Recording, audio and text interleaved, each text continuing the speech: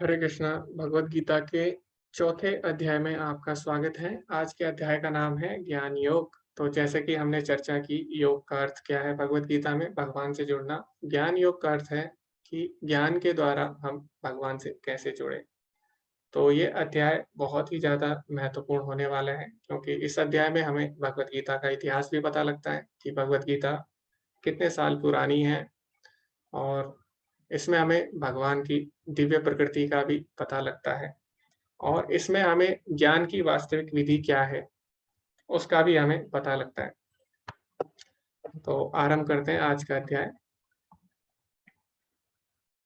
श्री भगवानुवाच इमं विवस्वते योगं प्रोक्तवानहमव्ययं विवस्वान् मनवे प्राह मनुरिच्छवा कवे अब्रवीत्।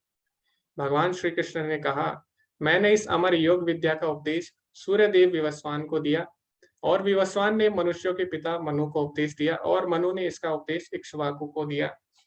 तो सबसे पहले हमें देखना होगा कि ये जो अध्याय है भगवान ने आरंभ किया है। तो आपने देखा होगा पहले ही श्लोक में श्री भगवान उवाचा। तो जो भी अध्याय भगवत गीता के भगवान से आरंभ होते हैं वो बहुत ही महत्वपूर्ण अध्याय होते हैं। क्यों ऐसा होता है? क्योंकि बाकी अध्याय में अर्जुन पहले प्रश्न पूछता है, उसके बाद भगवान कुछ बताते हैं। लेकिन जो अध्याय भगवान बिना अर्जुन के बताए, जिस अध्याय में भगवान बताना आरंभ करते हैं, इसका मतलब क्या है? इसका मतलब ये कि वो बात जो भगवान बताने जा रहे हैं वो भगवान बिना पूछे ही बता रहे हैं अर्जुन के। इसका मतलब वो जो बात है वो बहुत ही ज्यादा महत्वपूर्ण है, बहुत ही इंपॉर्टेंट वो बात है, तभी तो भगवान अर्जुन के बिना पूछे ही बता रहे हैं। तो ये जो अध्याय है इसमें अर्जुन के कुछ पूछने से पहले ही भगवान ने बोलना आरंभ कर दिया। इसका अर्थ ये कि यह अध्याय बहुत ही ज्यादा महत्वपूर्ण होने वाला है, इसीलिए हमें इस अध्याय को ध्यान से समझना होगा। तो सबसे पहले श्लोक में भगवान भगवत गीता के इतिहास के बारे में बताते हैं।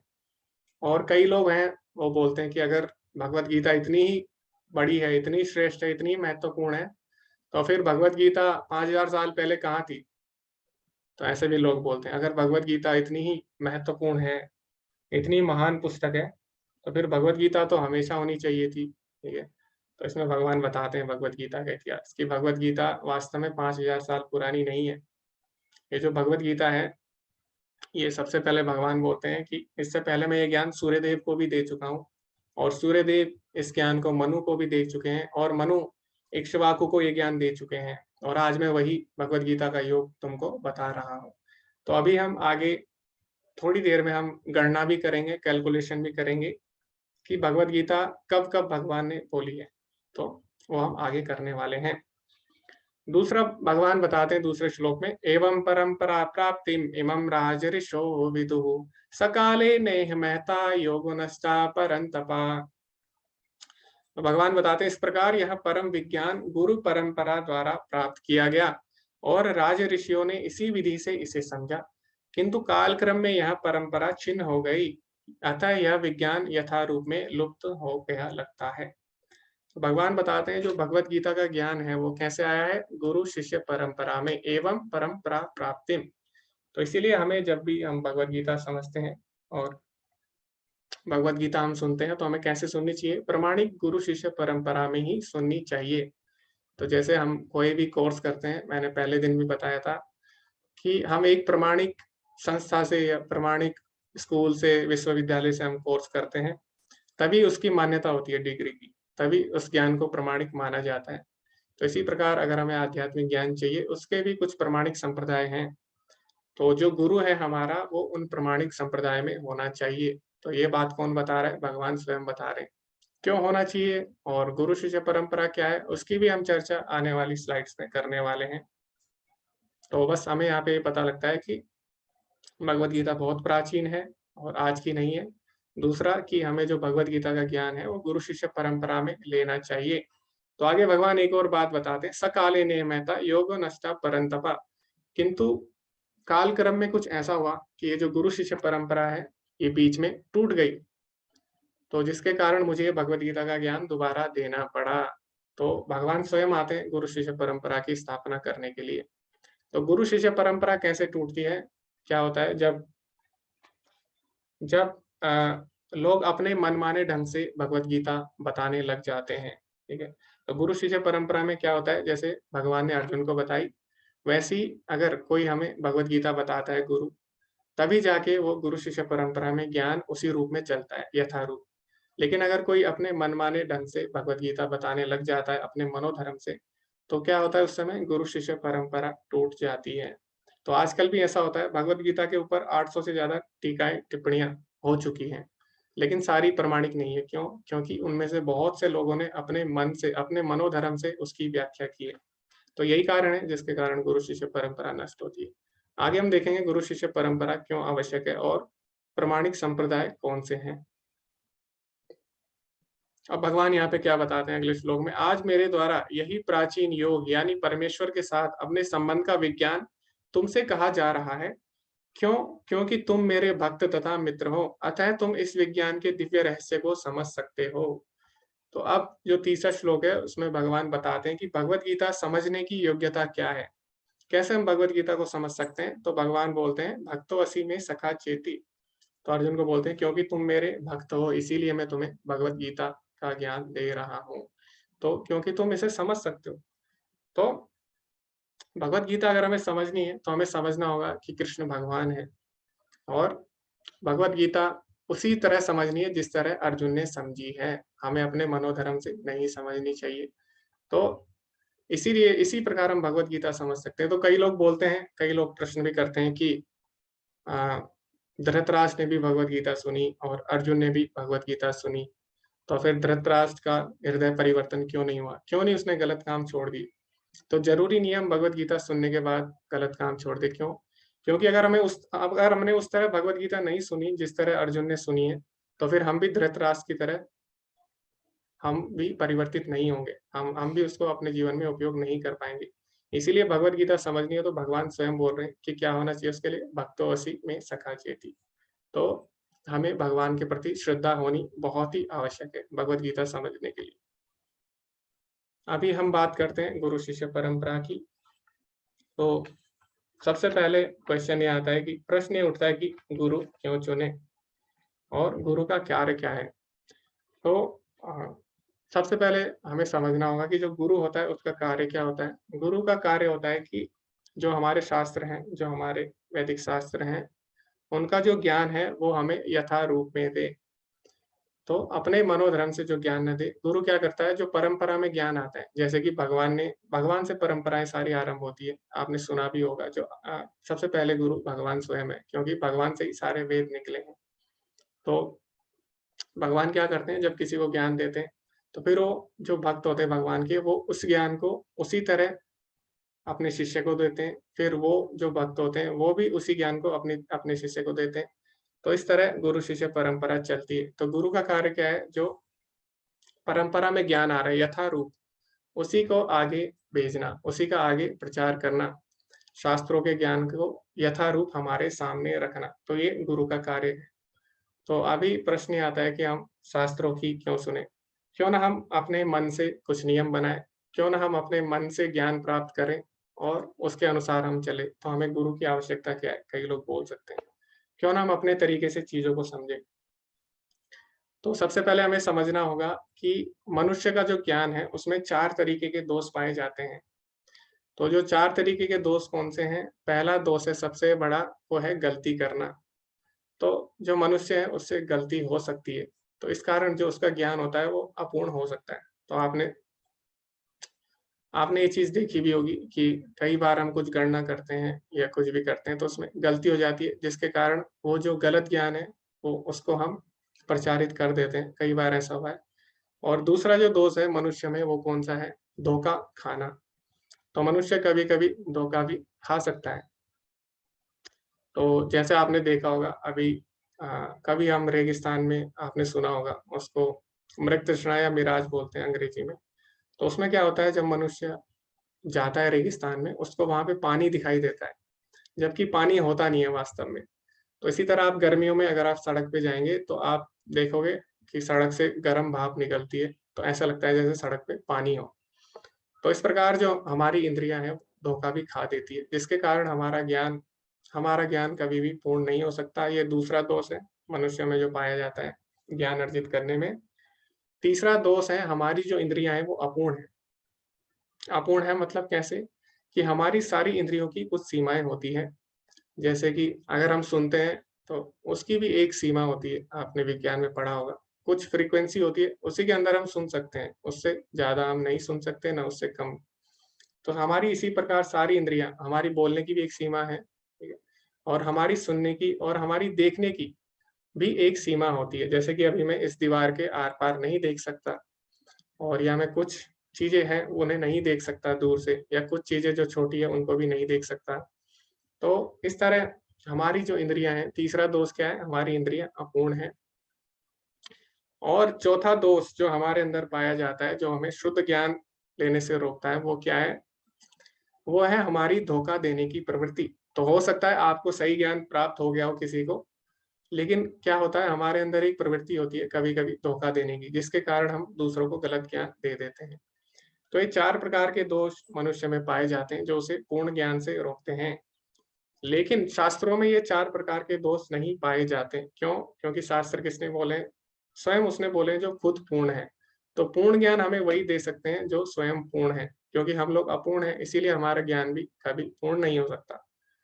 तो पूर्ण कौन है? पूर्ण भगवान है। तो जैसे ईशोपनिषद है, उसमें पहला ही मंत्र है, ओम पूर्णमदः पूर्णमिदं पूर्णात् पूर्णमुदच्यते। तो उसमें भगवान को बोला गया है, भगवान पूर्ण है, और जो भगवान से सृष्टि होती है या भगवान से जो ज्ञान निकलता है वो भी पूर्ण है। तो इसीलिए क्योंकि भगवान पूर्ण है, तो जो उन्होंने शास्त्र बोले उसमें भी जो ज्ञान है वो पूर्ण है। तो इसीलिए हमें शास्त्रों को मानना चाहिए, क्योंकि वो 4 तरह के दोषों से मुक्त होते हैं, और गुरु का कार्य यही है कि वो हमें शास्त्रों का ज्ञान यथारूप दे। तो 2 तरीके हैं ज्ञान लेने के, एक है आरोही पंथ, एक है अवरोही पंथ। तो आरोही पंथ में क्या होता है कि मान लीजिए किसी को पता करना है कि उसका पिता कौन है, तो 2 तरीके हैं। तो आरोही पंथ में क्या होगा, अपने बुद्धि से वो कार्य करेगा। तो वो क्या करेगा, सबका डीएनए टेस्ट करेगा, ठीक है? उसे पता नहीं है उसके पिता कौन है, तो वो किसी की बात नहीं मानेगा, अब सबके डीएनए टेस्ट करेगा। तो अगर ऐसा भी वो करता है तो 800 साल उसे लग जाएँगे, और 800 साल में भी 400 लोग ऐसे होंगे जो जिससे कि उनका डीएनए मैच हो जाएगा, तो तब भी वो उसे पता नहीं लग पाएगा कि उसके पिता कौन है। तो ये हो गया आरोही पंथ जिसे बोलते हैं, अपने दिमाग से चलना। फिर जो दूसरा तरीका है ज्ञान प्राप्त करने का, वो है अवरोही पंथ। तो अवरोही पंथ में वो क्या करेगा, एक प्रामाणिक प्रामाणिक जो स्रोत है उससे पता करता है। तो जैसे वो अपनी माता से पूछेगा, तो माता जो बताएगी वो मान लेगा। तो ये होता है अवरोही पंथ, और जो हमारा ज्ञान लेने का तरीका श्रीमद् भागवतम में बताया गया है वो यही है। इसको हम बोलते हैं श्रुत इच्छित पंथ। तो श्रुत इच्छित पंथ में क्या होता है, हम सुनते हैं प्रामाणिक स्रोतों से, और उसके बाद उसको देखते हैं, और उसके बाद उसको अपने जीवन में उपयोग करते हैं। तो जो हमारी वैदिक परंपरा है वो किस पे चलती है? शास्त्रों पे चलती है, जो कि श्रुत इच्छित अर्थात सुन के देखना, इस पथ पर चलते हैं, ठीक है? तो जैसे अभी पंखा चल रहा है, तो पंखा चल रहा है तो कोई अगर देखेगा तो उसको पता नहीं लगेगा इस पंखे में पत्तियाँ भी हैं।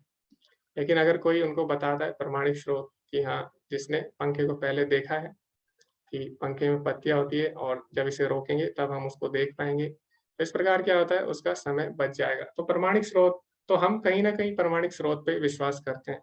जैसे आप लोग अगर टिकट भी बुक करते हैं ट्रेन की, तो आपको कैसे पता कि जो आपने ट्रेन की टिकट बुक की है वो ट्रेन वास्तव में है कि नहीं? हो सकता है वो ट्रेन ही ना हो, है ना? हो सकता है उस ट्रेन में वो सीट ही ना हो जो आपने बुक की है, लेकिन आपको पता रहता है, क्यों? क्योंकि आपने प्रामाणिक वेबसाइट से वो टिकट की है, ठीक है? तो हमें प्रामाणिक अगर स्रोत से हम कोई भी ज्ञान लेते हैं, तो क्या होता है उसमें हमारा काफ़ी समय बच जाता है। तो इसीलिए श्रुत इच्छित पंथ पे हम लोग चलते हैं। तो इसके लिए 4 प्रामाणिक संप्रदाय हैं, जो कि पद्म पुराण में बताए गए हैं। और सबसे पहला जो संप्रदाय है, तो 4 संप्रदाय हैं जो भगवान ने 4 जगह भगवान ने ज्ञान दिया है, तो उसी से 4 संप्रदाय बने हैं। तो सबसे पहला जो संप्रदाय है उसको ब्रह्म संप्रदाय बोलते हैं। तो वो संप्रदाय कैसे आरंभ हुआ? जब भगवान ने जो दिव्य ज्ञान है वो ब्रह्मा जी को दिया। तो सबसे पहले भगवान जब सृष्टि करते हैं तो सबसे पहले ज्ञान किसको देते हैं? ब्रह्मा जी को देते हैं। तो श्रीमद् भागवतम में भी आता है, तेने ब्रह्म हृदय तेने ब्रह्म हृदय आदि कवये। तो जो भगवान ने सृष्टि के आरंभ में किसको ज्ञान दिया? सबसे पहले ब्रह्मा जी को दिया। तो उनसे जो संप्रदाय शुरू हुआ उसे ब्रह्म संप्रदाय बोलते हैं। और इसके जो प्रमुख आचार्य हैं वो कौन है? मध्वाचार्य जी हैं। इसीलिए इसको ब्रह्म मध्व संप्रदाय भी बोला जाता है या इसको मध्व संप्रदाय भी बोला जाता है। फिर जो संप्रदाय लक्ष्मी जी से आरंभ हुआ उसको श्री संप्रदाय भी बोला जाता है और इसके जो प्रमुख आचार्य हैं वो कौन है? रामानुजाचार्य हैं। फिर जो संप्रदाय शिव जी से आरंभ होता है वो है रुद्र संप्रदाय और रुद्र संप्रदाय के जो प्रमुख आचार्य हुए वो विष्णु स्वामी हैं। और एक संप्रदाय चतुष्कुमार जो कि ब्रह्मा जी के 4 पुत्र थे उनसे भी आरंभ होता है जिसको कुमार संप्रदाय बोलते हैं और इसके जो प्रमुख आचार्य हैं वो है निम्बार्काचार्य। तो अभी सबका प्रश्न यही होगा कि आखिर जो हम लोग भगवत गीता पढ़ रहे हैं या जो प्रभुपाद जी हैं जिनका हम तात्पर्य पढ़ते हैं, तो प्रभुपाद जी कौन से संप्रदाय में आते हैं? तो प्रभुपाद जी आते हैं ब्रह्म मध्व गौड़ीय संप्रदाय में, यानी जो मध्वाचार्य संप्रदाय है उसमें। तो इसमें आते हैं कृष्ण, फिर उन्होंने ज्ञान ब्रह्मा जी को दिया, ब्रह्मा जी ने नारद को दिया, नारद ने व्यास, उन्होंने मध्वाचार्य को। इस तरह हम इस परंपरा में देखें तो आगे हम देख सकते हैं इसमें चैतन्य महाप्रभु हैं 22वें नंबर पे। तो उसके बाद हम धीरे-धीरे आगे बढ़ते हैं। तो उसके बाद 31वें नंबर पे हैं प्रभुपाद जी के गुरु भक्तिसिद्धांत सरस्वती ठाकुर महाराज, उसके बाद श्रील प्रभुपाद हैं। तो इसीलिए हमें जो ज्ञान है कैसे लेना चाहिए? गुरु शिष्य परंपरा में लेना चाहिए। अभी बात आती है कि भगवत गीता का जो इतिहास है, भगवत गीता कितने साल पहले और कब-कब बोली गई उसके बारे में भी हम चर्चा करते हैं। तो इसके लिए हमें थोड़ा समझना होगा युग के बारे में, कल्प के बारे में, मनवंतर के बारे में। तो जो एक युग होता है, तो जैसे 4 युग होते हैं और चारों युग मिला के एक चतुर्युग बनाते हैं और जिसको कि एक दिव्य युग भी बोला जाता है। तो जो सबसे छोटा युग होता है वो कौन-सा है? कलयुग है। तो कलयुग में होते हैं 4,32,000 वर्ष। तो जो 4,32,000 वर्ष है उसको आप x मान लीजिए, ठीक है? जैसे हम गणित के प्रश्न करते हैं तो उसमें x मान लीजिए। तो कलयुग से 2 गुना होता है द्वापर युग। तो कलयुग के 2 गुना द्वापर युग होता है, कलयुग के 3 गुना त्रेता युग होता है और कलयुग के 4 गुना सतयुग होता है। तो इसको अगर आप कलयुग को x मान लेंगे तो जो द्वापर युग हो गया कितने हो गया? 2x हो गया, ठीक है? और जो त्रेता युग है 3x हो गया और जो चतुर्युग है 4x यानी 4 गुना कलयुग के। तो टोटल अगर आप इसको करोगे तो कितना आता है? 4 और 3 7 और 2 9 और 1 10, तो 10x यानी कुल दिव्य युग कितने वर्ष का हो गया? 4,32,000 गुणा 10, इतना एक दिव्य युग होता है। अब ये जो दिव्य युग है, ये 71 दिव्य युग मिला के एक मनवांतर बनाते हैं। तो हर मनवांतर में मनु हमारा बदलते रहते हैं और इस तरह एक मनवांतर आरंभ होता है, उसमें एक मनु आते हैं, फिर उनसे सृष्टि सृष्टि है आरंभ होती है। तो हर युग में, हर मनवांतर में एक मनु आते हैं। इस तरह 71 दिव्य युग का एक मनवांतर होता है और 14 मनवांतर का एक कल्प होता है। तो 14 मनवांतर से एक कल्प बनता है और 2 कल्प से, एक में ब्रह्मा जी का दिन होता है, एक कल्प में ब्रह्मा जी की रात होती है। तो 2 कल्प से ब्रह्मा जी का एक दिन होता है और ब्रह्मा जी की इस प्रकार कुल आयु कितनी है? 100 वर्ष।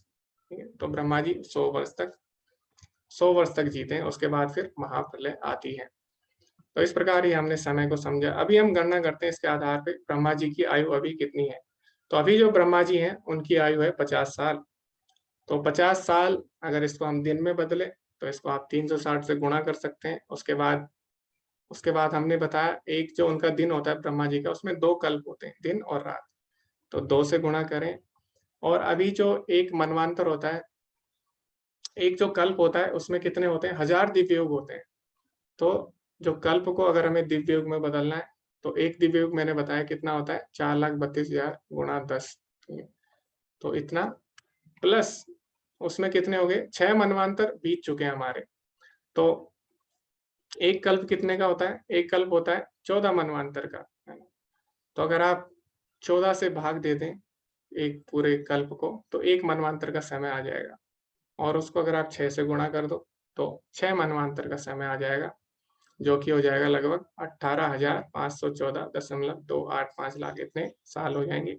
उसके बाद 6 मनवांतर के बाद अभी जो मनवांतर चल रहा है, 7वां मनवांतर चल रहा है, इसके अभी 4 युगों के अर्थात दिव्य युगों के 27 चक्र जा चुके हैं, अर्थात इसके 27 दिव्य युग हो चुके हैं। तो एक दिव्य युग का समय मैंने बताया था आपको 10x यानी 10 गुणा 4,32,000। तो 27 दिव्य युग के लिए आप इसकी 27 से गुणा कर दीजिए, जो कि आएगा 1166.4 लाख, इतने साल आएंगे। और इस प्रकार अभी जो दिव्य युग चल रहा है, अभी चतुर्युग, उसमें क्या 3 युग बीत चुके हैं, अभी कलयुग चल रहा है। तो सत्य, त्रेता और द्वापर।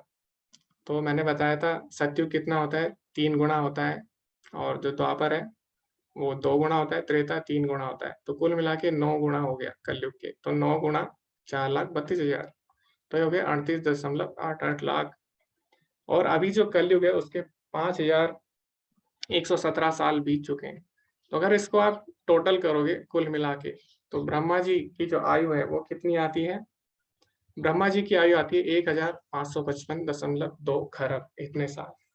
तो ब्रह्मा जी को भगवान ने सबसे पहले ज्ञान दिया, जैसे कि हमें श्रीमद् भागवतम से भी पता लगता है। तो जो दिव्य ज्ञान है वो कितना प्राचीन है, वो है 1555.2 खरब। इतना पुराना ये ज्ञान है, हमारा जो शास्त्रों का ज्ञान है। और ब्रह्मा जी बदलते रहते हैं हर 100 साल बाद। तो ऐसा नहीं है ये ज्ञान इतने ही पुराना है, ये जो अभी जो ब्रह्मा जी हैं उसके हिसाब से ये ज्ञान इतना पुराना है। तो ये ज्ञान सनातन ज्ञान है। तो अभी भगवान ने बोला ये ज्ञान सूर्य देव को दिया उन्होंने, और सूर्य देव ने किसको दिया है, मनु को दिया। तो जो सूर्य देव है उनका नाम क्या है, विवस्वान। और जो अभी मनु है वो कौन से मनु है, अभी उनका नाम है वैवस्वत मनु। तो अभी जो मनु है उनको कितना समय हो चुका है, क्योंकि हमने बताया हर मनवांतर में एक मनु आते हैं। तो अभी जो मनवांतर चल रहा है उसके 27 दिव्य युग, 27 चतुर्युग बीत चुके हैं। तो 27 चतुर्युगों का समय कितना हो गया, 27 गुणा 10x, 10 गुणा 4,32,000। तो इतना समय प्लस 3 हमारे युग बीत चुके हैं, प्लस उसमें कलयुग भी जा चुका है, इतने साल 5,000। तो अगर आप कुल मिला के करोगे तो भगवत गीता का ज्ञान सूर्यदेव विवस्वान ने मनु को कब दिया, 12 करोड़ साल पहले। तो कई लोग बोलते हैं भगवत गीता 5,000 साल पुरानी है, लेकिन नहीं, आप उन्हें बता सकते हैं कि वास्तव में भगवत गीता का ज्ञान सनातन ज्ञान है, और ये ज्ञान ब्रह्मा जी को भी दिया गया खरबों साल पहले। और यही ज्ञान भगवान बताते हैं कि जो सूर्यदेव है उन्होंने किसको दिया, विवस्वान मनु को दिया, वैवस्वत मनु को दिया 12 करोड़ साल पहले। और उसके बाद ठीक है उन्होंने मनु को दिया, लेकिन मनु ने अभी किसको दिया है, इक्ष्वाकु को दिया। तो इक्ष्वाकु हमें पता है कौन है, इक्ष्वाकु एक सूर्यवंशी राजा हैं, राजा थे, जो किसके कुल में आते हैं, जो कि उसी कुल में आते हैं जिसमें भगवान श्री राम प्रकट हुए थे। तो हमें पता है इक्ष्वाकु कौन से युग के हैं, इक्ष्वाकु है भगवान श्री राम के युग के, अर्थात त्रेता युग के। तो ये ज्ञान इक्ष्वाकु को कब मिला, तो त्रेता युग में। तो त्रेता और द्वापर, तब से 2 युग बीत चुके हैं, और कल युग का इतना समय 5,000 साल बीत चुका है।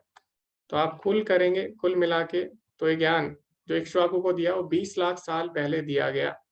तो यानी भगवत गीता का ज्ञान 12 करोड़ साल पहले, उससे भी पहले खरबों साल पहले ब्रह्मा जी को, और उससे भी पहले 20 लाख साल पहले दिया गया। तो इस प्रकार भगवत गीता का ज्ञान सनातन है, हमेशा से रहा है, और हमेशा इसकी आवश्यकता रही है। अब इतना कुछ बोलने के बाद किसी के मन में भी प्रश्न आएगा, वैसे जो भक्त हैं उनके मन में प्रश्न नहीं आना चाहिए, लेकिन मैंने बताया था यहाँ पे कि अर्जुन जो है, अर्जुन अभी सबकी तरफ से प्रश्न पूछ रहा है भगवान से। तो ऐसा नहीं है अर्जुन को ये बात पता नहीं थी। तो अर्जुन ने, कुछ लोग हैं जो कि मानते नहीं कि भगवान जो कृष्ण है, श्री कृष्ण स्वयं भगवान है, तो उनकी तरफ से अर्जुन ये प्रश्न पूछता है। तो अर्जुन भगवान से क्या बोलता है कि भगवान आप तो मेरे मित्र हैं, तो फिर आपने ये ज्ञान इतने करोड़ों साल पहले कैसे दिया, ठीक है, आपने ये ज्ञान इतने करोड़ों साल पहले सूर्यदेव को कैसे दिया, क्योंकि आप तो मेरे मित्र हैं। तो इस पर भगवान क्या बोलते हैं, तो ऐसा नहीं है अर्जुन को पता नहीं है कि कृष्ण भगवान है, लेकिन कई नास्तिक लोग हैं वो मानते नहीं कि कृष्ण भगवान है, उनकी तरफ से अर्जुन ये प्रश्न पूछता है। क्योंकि जब भगवान प्रकट होते हैं तो कई लोग उनको भी साधारण मनुष्य मान लेते हैं, और भगवान 2 तरह की लीलाएं करते हैं, एक होती है दैवी लीलाएं, और जिनको बोलते हैं अलौकिक लीलाएं, और एक होती है लौकिक यानी सांसारिक लीलाएं। तो अलौकिक लीलाएं कौन सी होती है, जैसे कि गोवर्धन पर्वत उठाना, ठीक है, और असुरों का वध करना, बड़े-बड़े असुरों का वध करना, और ये सारी लीलाएँ होती है अलौकिक लीलाएँ। और जैसे कि कालिया दमन करना, वो भी अलौकिक लीलाएँ हैं। वो कोई साधारण व्यक्ति नहीं कर सकता, वो केवल भगवान कर सकते हैं। और कुछ लीलाएँ होती है भगवान की, लौकिक लीलाएँ होती हैं, जैसे कि जो सांसारिक लोग करते हैं, जैसे कि चोरी करना, ठीक है? और अपने मित्रों के साथ खाना खाना, गाय चराना। तो जो भगवान के भक्त हैं, वो तो दोनों लीलाएँ देखते हैं, अलौकिक और लौकिक, उस दोनों में आनंद लेते हैं।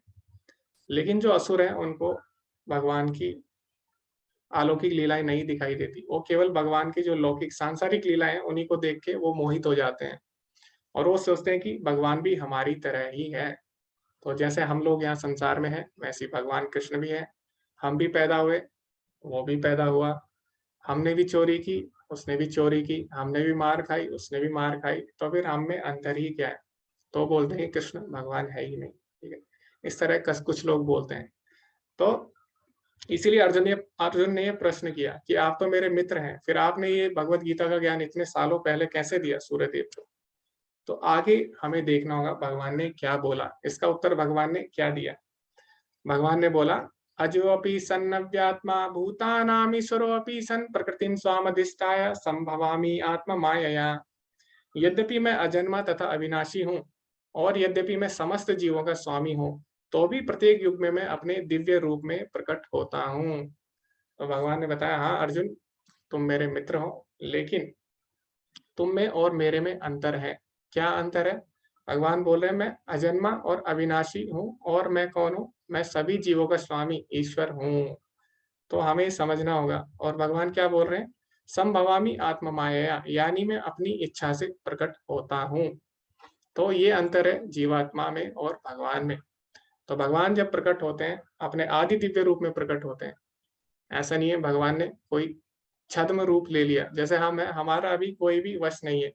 हम उसी रूप में प्रकट होंगे, जैसे कि अभी हम देखते हैं हमारे जो सभी गुण हैं, या हमारा जो चेहरा है, वो भी हमारे माता-पिता से मिलता-जुलता है। तो हमारा वश नहीं है हम किस कुल में पैदा होंगे, हम कौन से माता-पिता चुनेंगे, कैसा हमारा वेश होगा, इसमें हमारा कोई भी वश नहीं होता। लेकिन भगवान अपने आदि दिव्य रूप में प्रकट होते हैं, और जब भगवान प्रकट होते हैं, सबसे पहले भगवान नारायण चतुर्भुज रूप में प्रकट होते हैं। तो ऐसा कौन-सा बच्चा होता है जो चतुर्भुज रूप में प्रकट होता है? और भगवान जब पैदा होते हैं, तो क्या होते हैं, पूरे आभूषणों से सुसज्जित होते हैं, और अपने माता-पिता से बात भी करते हैं, और उनको बोलते भी हैं कि मुझे वहाँ पे ले जाओ। तो इसीलिए ये अंतर है हम में और जीवात्मा में। तो भगवान का जन्म और हमारा जन्म दोनों में अंतर है, और जो भगवान है वो कर्म के बंधन के अनुसार जन्म नहीं लेते। हम जन्म लेते हैं अपने कर्म के अनुसार। हम पे कर्मों का जो विधान है वो लागू होता है, भगवान पे नहीं होता। जैसे प्रेसिडेंट होता है, तो जो नियम होते हैं साधारण, और जो प्रेसिडेंट होता है उस पे लागू नहीं होते वो नियम, ठीक है? इसीलिए इसी प्रकार भगवान भी है, तो कर्मों के विधान में नहीं है और माया से ऊपर है, ठीक है? तो यही अंतर है हम में और भगवान में। तो जैसे कि प्रेसिडेंट होता है, तो प्रेसिडेंट क्या करता है, कभी-कभी वो जेल में जाता है, और जेल में जाता है तो वहाँ पे प्रेसिडेंट को कुछ कैदी देखते हैं, और वो क्या बोलते हैं कैदी आपस में कि देखो हमने चोरी की है और हम जेल में हैं। तो ज़रूर इसने भी कोई चोरी की है प्रेसिडेंट ने, तभी तो ये जेल में आया। तो इसी तरह कुछ लोग हैं, भगवान जब आते हैं धराधाम पे तो बोलते हैं देखो हम लोग माया में हैं, तो हम यहाँ संसार में हैं। तो अगर ये व्यक्ति यहाँ पे आया है, यानी भगवान अगर यहाँ पे आए हैं, तो वो भी माया में है, यानी वो भी हमारी तरह ही है। तो इस तरह कई लोग बोलते हैं, लेकिन ऐसा नहीं है। तो प्रेसिडेंट अगर जेल में आता है तो किस लिए आता है? प्रेसिडेंट ने चोरी की है इसलिए नहीं आया प्रेसिडेंट जेल में। प्रेसिडेंट आता है जेल में कैदियों से मिलने और उनकी सजा कम करने के लिए आता है प्रेसिडेंट। तो जो कैदी कैदी अच्छा होता है, उसको क्या करता है प्रेसिडेंट बोलता है इसकी सजा कम कर दो, या जो ज़्यादा अच्छा रहता है जिसका व्यवहार सही है, उसको बोलते हैं कि इसको छोड़ दो। तो इसी प्रकार जब भगवान संसार में आते हैं तो ऐसा नहीं है वो संसार के बंधन में फँस गए हैं। भगवान आते हैं हम बद्ध जीवात्माओं को, यानी जो कैदी हैं उनको इस संसार से छुड़ाने के लिए। तो जो भगवान के भक्त हैं वो सोचते हैं देखो भगवान हमारे लिए इस कीचड़ में आ गए, क्योंकि भगवान अपने लोक में कैसे रहते हैं, पूरे ऐश्वर्य के साथ है। सब लोग उनकी वहाँ पे सेवा कर रहे हैं। तो भगवान अपना सारा ऐश्वर्य छोड़कर इस धराधाम पर प्रकट होते हैं। किस लिए होते हैं? ताकि हम लोगों का उद्धार कर सके। लेकिन वही नास्तिक लोग क्या बोलते हैं कि देखो कृष्ण भी आए हैं, हम भी आए हैं, तो वो भगवान कैसे हुए? वो भी पैदा हुए, हम भी पैदा हुए, तो इसीलिए वो लोग मानते नहीं, ठीक है? तो इस तरह 2 विचारधाराएँ हमेशा चलती रहती हैं। तो लोग बोलते हैं कि कृष्ण माँ के पेट से हुए, हम भी हुए, तो फिर वो भगवान कैसे हुए? तो भगवान तो कहीं से भी पैदा हो सकते हैं, भगवान तो खंभे से भी प्रकट हो सकते हैं, उनको माता-पिता की भी आवश्यकता नहीं है, जैसे कि नरसिंह देव भगवान हैं।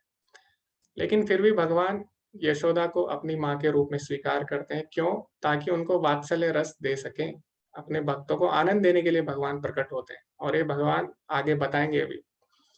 तो भगवान के आने का क्या कारण है मुख्यतः वो भी भगवान बताते हैं। तो सबसे पहले हमने समझा कि हम में और भगवान में क्या अंतर है। अभी हम समझेंगे कि भगवान आखिर प्रकट होते क्यों हैं? तो अभी हम श्लोक पढ़ेंगे आगे आने वाले 2 श्लोक। तो ये श्लोक जो है वो ध्रुव को काफ़ी पसंद है, तो शायद वो पढ़ना चाहते तो पढ़ सकते हैं। हरे कृष्णा ध्रुव, आप ये श्लोक पढ़ना चाहेंगे? यदा यदा हि धर्मस्य। आपकी आवाज़ नहीं आ रही है। हाँ जी। जी, जी, बोलिए, बोलिए। हरे कृष्णा ध्रुव। हरे कृष्ण बहुजी। जी, जी, जी। यदा यदा हि धर्मस्य ग्लानिर्भवति भारत अभ्युत्थानाद्धर्मस्य तदात्मानं सृजाम्यहं परित्राणाय साधूनां विनाशाय दुष्कृतां धर्मसंस्थापनार्थाय संभवामि युगे युगे। अर्थात भगवान श्री कृष्ण कहते हैं कि धरती पर चुपचाप जब इस अधर्म का हानि होगी, धर्म की हानि होगी, तब तक सज्जनों की रक्षा करने के लिए, दुर्जनों का विनाश करने के लिए और धर्म की स्थापना करने के लिए मैं इस पृथ्वी पर जन्म लूंगा। ओके, बहुत ही अच्छे, हरे कृष्णा। तो अभी हम चर्चा करते हैं कि भगवान प्रकट क्यों होते हैं। तो सबसे पहले धर्म की स्थापना करने, अधर्म का नाश करने और भगवान अभी अगले श्लोक में 4.8 श्लोक में भगवान और विस्तार से बताते हैं अपने आने के कारण। तो भगवान अपने आने के 3 कारण देते हैं, तो अभी हमें सारे कारण ध्यान से सुनने होंगे। सबसे पहले भगवान क्या बताते हैं? परित्राणाय साधूनाम, कि भक्तों का उद्धार करने, भक्तों को आनंद देने के लिए भगवान आते हैं। दूसरा भगवान बोलते हैं विनाशाय च दुष्कृताम, दूसरा कारण देते हैं भगवान जो दुष्ट है उनका नाश करने और तीसरा कारण धर्म की संस्थापना करने के लिए आते हैं। तो हमने देखा भगवान के आने का प्राथमिक कारण, कई लोग बोलते हैं भगवान आते हैं असुरों का वध करने के लिए, लेकिन ऐसा नहीं है। वो भगवान के आने का दूसरा कारण है। प्राथमिक कारण भगवान के आने का क्या है? परित्राणाय साधूनाम, अपने भक्तों का उद्धार करने अर्थात उनको आनंद देने के लिए भगवान आते हैं। तो जैसे राम जी हैं, भगवान श्री राम, तो भगवान श्री राम वनवास गए क्यों? असुरों को मारने के? नहीं। हाँ, वो भी एक कारण था, लेकिन वो सेकेंडरी यानी द्वितीय कारण था। प्राथमिक कारण क्या था? जो लोग वन में तपस्या कर रहे हैं, बड़े-बड़े ऋषि-मुनि अनेक-अनेक वर्षों से भगवान की जो प्रतीक्षा कर रहे थे, उनसे मिलने भगवान जाते हैं वन में। सबसे पहले यही काम भगवान करते हैं वन में जाते ही, पहले ही असुरों को नहीं मारते। और आपने देखा होगा सबरी जो थी, वो भगवान का कब से प्रतीक्षा कर रही थी भगवान की हमेशा। तो भगवान उनसे मिलने गए, हनुमान जी थे उनसे मिलने गए, विभीषण थे लंका में उनसे भी मिले। तो भगवान जब आते हैं उनका प्राथमिक कार्य ये नहीं होता कि असुरों को मारें, क्योंकि अगर असुरों को ही मारना है तो भगवान या तो अपने किसी प्रतिनिधि को भेज सकते हैं या फिर भगवान प्राकृतिक आपदा द्वारा या कैसे भी कुछ ना कुछ करके असुर को मार सकते हैं। तो भगवान पर्सनली आते हैं व्यक्तिगत रूप से, किसके लिए? अपने भक्तों से मिलने के लिए। उनको आनंद देना भगवान का प्राथमिक कार्य होता है, असुरों को वध करना नहीं। तो जैसे कि प्रहलाद महाराज थे, तो उनको उनके पिता बहुत ही ज़्यादा परेशान करते थे। तो प्रहलाद महाराज पे कोई भी असर नहीं होता था, वो तो हमेशा खुश रहते थे। तो भगवान प्रकट हुए और तो भगवान क्यों आए? भगवान आए, प्राथमिक कार्य कारण था भगवान के आने का प्रहलाद से मिलना, उनको आनंद देना और दूसरा कारण था फिर जो हिरण्यकश्यप हुए उनको मारना। तो इसी प्रकार भगवान श्री कृष्ण जब आते हैं धराधाम पे, तो उनका प्राथमिक कारण क्या होता है? जो ग्वाल हैं, जो गोपियां हैं, जो यशोदा माता है, ये जो सभी भक्त हैं, इनको आनंद देने के लिए भगवान आते हैं। असुरों को मारना उनका दूसरा कारण होता है, तो हमें ये समझना होगा। तो भगवान अपने भक्तों के लिए आते हैं, प्राथमिक कारण यही होता है। ओके, अभी भगवान की जो लीलाएं हैं उनको समझने का क्या लाभ होता है। ठीक है, हमें पता लग गया हम में और भगवान में अंतर है। हम भगवान का जन्म अलग है, हमारा जन्म अलग है। भगवान के आने के कारण भी भगवान को पता है क्यों आ रहे हैं, हमें पता नहीं हमारे आने का कारण, हमें कुछ याद ही नहीं रहता। तो ये भी अंतर आता है। अब दूसरा, इन सबको जानने से आखिर होगा क्या? भगवान की दिव्यता के बारे में जो समझ लेता है उसका क्या लाभ होता है। तो भगवान बताते हैं, जन्म कर्म च मे दिव्यम एवं यो वेति तत्ततः त्यक्त्वा देहम पुनर्जन्म नेति मामेति सो अर्जुन। हे अर्जुन, जो मेरे आविर्भाव तथा कर्मों की दिव्य प्रकृति को जानता है, वह इस शरीर को छोड़ने पर इस भौतिक संसार में पुनः जन्म नहीं लेता, अपितु मेरे सनातन धाम को प्राप्त होता है। तो भगवान बोल रहे हैं सबसे पहले, जन्म कर्म च मे दिव्यम, मेरे जो जन्म और कर्म है दोनों ही दिव्य हैं, वो साधारण नहीं है। तो जो लोग बोलते हैं कि भगवान का भी जन्म हुआ, हमारा भी जन्म हुआ, तो या तो हम भी भगवान है या फिर कृष्ण भगवान नहीं, ऐसा कुछ लोग बोलते हैं। तो भगवान बोलते हैं ऐसा नहीं है, दोनों में अंतर है, तुम्हारे जन्म में और मेरे जन्म में। जन्म कर्म च मे दिव्यम, मेरे जन्म और कर्म दोनों ही दिव्य हैं। ठीक है, ये अंतर है जीवात्मा में और परमात्मा में। फिर भगवान बोलते एवं युवेति तत्वतः, जो व्यक्ति इसको वास्तव में जानता है, जो लोग मानते हैं वास्तव में कि जो भगवान है वो हमसे अलग है और हम उनके दास हैं, भक्त हैं और हमें उनकी भक्ति करनी चाहिए। जो लोग पहली बात मानेगा कि कृष्ण भगवान है, उनका जन्म में और हमारे जन्म में अंतर है, तो वो क्या करेगा, अभी स्वाभाविक रूप से भगवान की भक्ति करेगा। अगर वो मानता है कि कृष्ण भगवान है, उनकी भक्ति करेगा। तो इससे फिर क्या लाभ होगा, त्यक्त्वा देहम पुनर्जन्म, तो जब वो शरीर त्यागेगा, क्योंकि उससे पता लग गया भगवान श्री कृष्ण मनुष्य नहीं है, वो स्वयं भगवान है, तो क्या होगा उसका, त्यक्त्वा देहम पुनर्जन्म नेति, उसका शरीर त्यागने के बाद पुनर्जन्म नहीं होगा। और वो कहाँ जाएगा, माम एति सो अर्जुना, भगवान बोलते हो मेरे दिव्य धाम को प्राप्त होगा। तो इसीलिए हमें भगवान की जो लीलाएं हैं और जो भी है भगवान के बारे में कथा है, उसको ध्यान से सुनना चाहिए, तत्वतः समझना चाहिए। तत्वतः मतलब होता है वास्तविक रूप से। तो हमने ये सीखा अभी, कृष्ण का स्वरूप और हमारा स्वरूप में दोनों में अंतर है। भगवान का जो स्वरूप है वो आध्यात्मिक है और हमारा क्या है, अस्थायी है। तो दोनों में अंतर है। भगवान हमेशा नव युवक के रूप में बने रहते हैं, उसी रूप में। भगवान कभी भी बूढ़े नहीं होते, इसीलिए दोनों में अंतर है।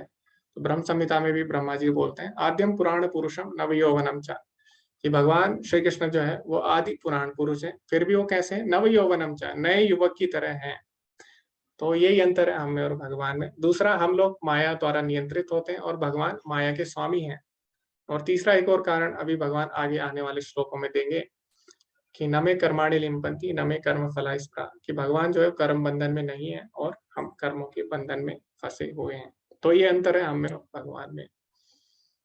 अभी भगवान आगे बोलते हैं, ये यथा माम प्रपद्यन्ते तां तथैव भजाम्यहम् मम वर्तमानुवर्तन्ते मनुष्याः पार्थ सर्वशः। जिस भाव से सारे लोग मेरी शरण ग्रहण करते हैं, उसी के अनुरूप मैं उन्हें फल देता हूँ। हे पार्थ, प्रत्येक व्यक्ति सभी प्रकार से मेरे पद का अनुगमन करता है। तो प्रभुपाद जी तात्पर्य में लिखते हैं, कोई एक भक्त कृष्ण को परम स्वामी के रूप में चाह सकता है, दूसरा अपने सखा के रूप में, तीसरा अपने पुत्र के रूप में, चौथा अपने प्रेमी के रूप में। कृष्ण सभी भक्तों को समान रूप से उनके प्रेम की प्रगाढ़ता के अनुसार फल देते हैं। तो भगवान क्योंकि रसराज है श्री कृष्ण, तो लोग अलग अलग रस में भगवान से जुड़ते हैं। तो कोई उन्हें अपना प्रेमी या पति के रूप में मानता है, जैसे कि गोपियां होगी, या फिर जैसे कि मीराबाई, आप आधुनिक अगर उदाहरण ले, मीराबाई हैं, तो वो माधुर्य भाव में भगवान श्री कृष्ण से जुड़े हैं। इसी तरह कुछ लोग आपने देखा होगा पुत्र के रूप में वात्सल्य रस में भगवान से जुड़े रहते हैं, जैसे कि यशोदा माता होगी और कौशल्य माता होगी, देवकी हो गए, वसुदेव हो गए, दशरथ महाराज हो गए, ये सभी लोग भगवान से वात्सल्य रस में जुड़े हैं। और आधुनिक युग में भी आप देख सकते हैं कई लोग लड्डू गोपाल हैं, तो बाल गोपाल के रूप में भगवान से जुड़े हुए हैं। तो ये वात्सल्य रस हो गया। इसी तरह दास्य रस हो गया, दास के रूप में जैसे कि हनुमान जी हो गए, वो दास रस में भगवान से जुड़े हैं। और इसी तरह साख्य रस, जैसे कि अर्जुन हो गया वो मित्र के रूप में, जैसे कि सुग्रीव हो गया वो भी भगवान से मित्र के रस में जुड़ा था।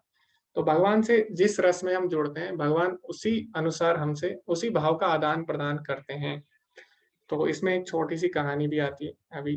ठीक है, आज का चैप्टर थोड़ा लंबा हो सकता है पर मैं कोशिश करूंगा।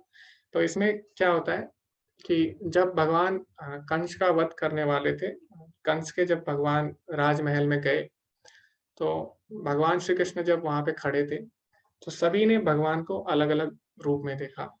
तो जो वहां पे उनके गांव से भी लोग गए थे, तो वहां पे जो युवतियां थी वो भगवान को पति के रूप में उन्होंने देखा। और जो वहां पे ग्वाल बाल थे वो भगवान को अलग रूप में अपने नटखट मित्र के रूप में देख रहे थे। और इस तरह जो वहां पे माताएं थी वहां से आई थी, तो उनको वो भगवान को अपने पुत्र के रूप में देख रही थी, अलग ही रूप में। तो भगवान वही है लेकिन सब अलग अलग रस में उनको देख रहे हैं। तो अभी जो कंस है वो भगवान को कैसे देख रहा था, तो कंस को भगवान साक्षात यमराज के रूप में दिखाई दे रहे थे। उसको लग रहा था कि साक्षात यमराज खड़े हैं। तो इसीलिए भगवान यहाँ पे बोलते हैं ये यथा माम प्रपद्यन्ते ताम तथैव भजाम्यहम्। तो जो जिस रूप में भगवान से जुड़ता है, भगवान उसी रूप में उसके उसी रस का आदान प्रदान करते हैं। तो जो नास्तिक लोग होते हैं उनको भगवान उनको भी दिखाई देते हैं, लेकिन उनको कैसे दिखाई देते हैं, मृत्यु के रूप में। ठीक है, तो सबको भगवान भगवान बोले हर तरह कोई ना कोई किसी न किसी के साथ में कोई ना कोई भाव का आदान प्रदान करता हूँ। तो जो नास्तिक लोग हैं उनको भगवान साक्षात यमराज के रूप में दिखाई देते हैं अंत समय में। ठीक है, तो इस तरह भगवान सभी से जुड़े हुए हैं। और इसका एक और मतलब ये भी है, भगवान बोले जो जितनी गंभीरता से भगवान से जुड़ना चाहेगा, भगवान भी उतनी गंभीरता से उससे जुड़ना चाहते हैं।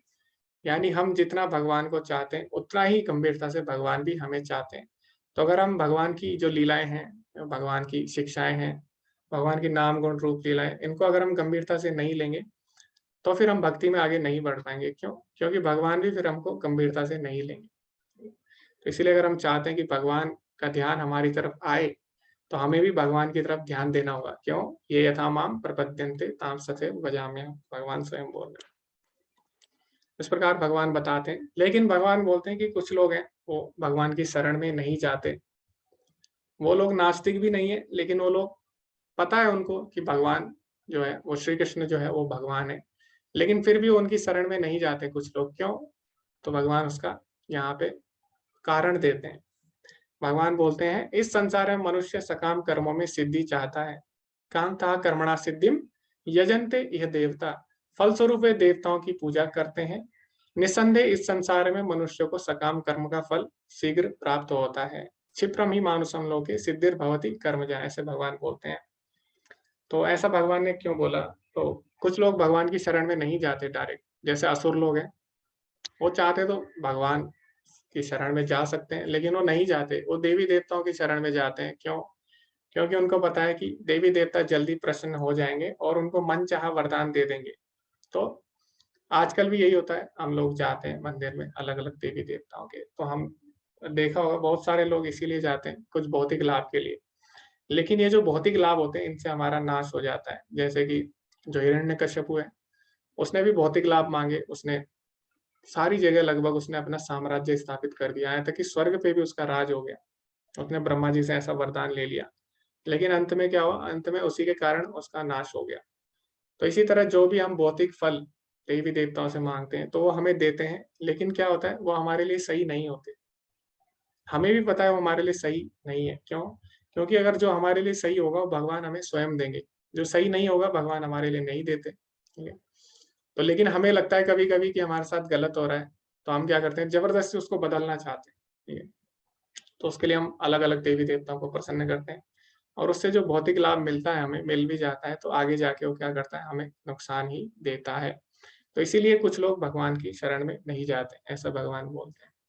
तो जो देवी देवता है वो क्या है, वो भगवान के अलग अलग अंश हैं, अलग अलग तरीके से भगवान की सेवा करते हैं। जैसे इंद्रदेव है, उनकी एक सेवा है, सूर्य देव है, उनकी एक सेवा है। तो जो अलग अलग देवी देवता है सबकी अलग अलग सेवा है। जैसे कि हम देखते हैं एक जैसे मंत्रालय होता है, उसमें क्या होता है, प्रधानमंत्री होता है एक, और अलग अलग मंत्री होते हैं। वो क्या करते हैं, अलग अलग उनको डिपार्टमेंट मिले रहते हैं, विभाग। तो किसी को रक्षा विभाग, किसी को कृषि विभाग, तो इस तरह अलग अलग विभाग होते हैं। तो इसी तरह भगवान है और सारे देवी देवता हैं, उनको अलग अलग विभाग मिले हुए हैं, सबको अलग अलग कार्य मिले हुए हैं और सभी भगवान की सेवा कर रहे हैं। तो हमें उनसे भौतिक लाभ नहीं मांगना चाहिए, बल्कि हमें क्या करना चाहिए, उनसे भगवान की शुद्ध भक्ति मांगनी चाहिए, जो कि हमारा वास्तविक उद्देश्य है हमारे जीवन का। क्योंकि भौतिक लाभ से हमारा पतन ही होगा हमेशा। तो जैसे कि जो गोपियाँ थी, वो भी देवी के पास जाती है, कात्यायनी देवी उनकी कुल देवी होती है।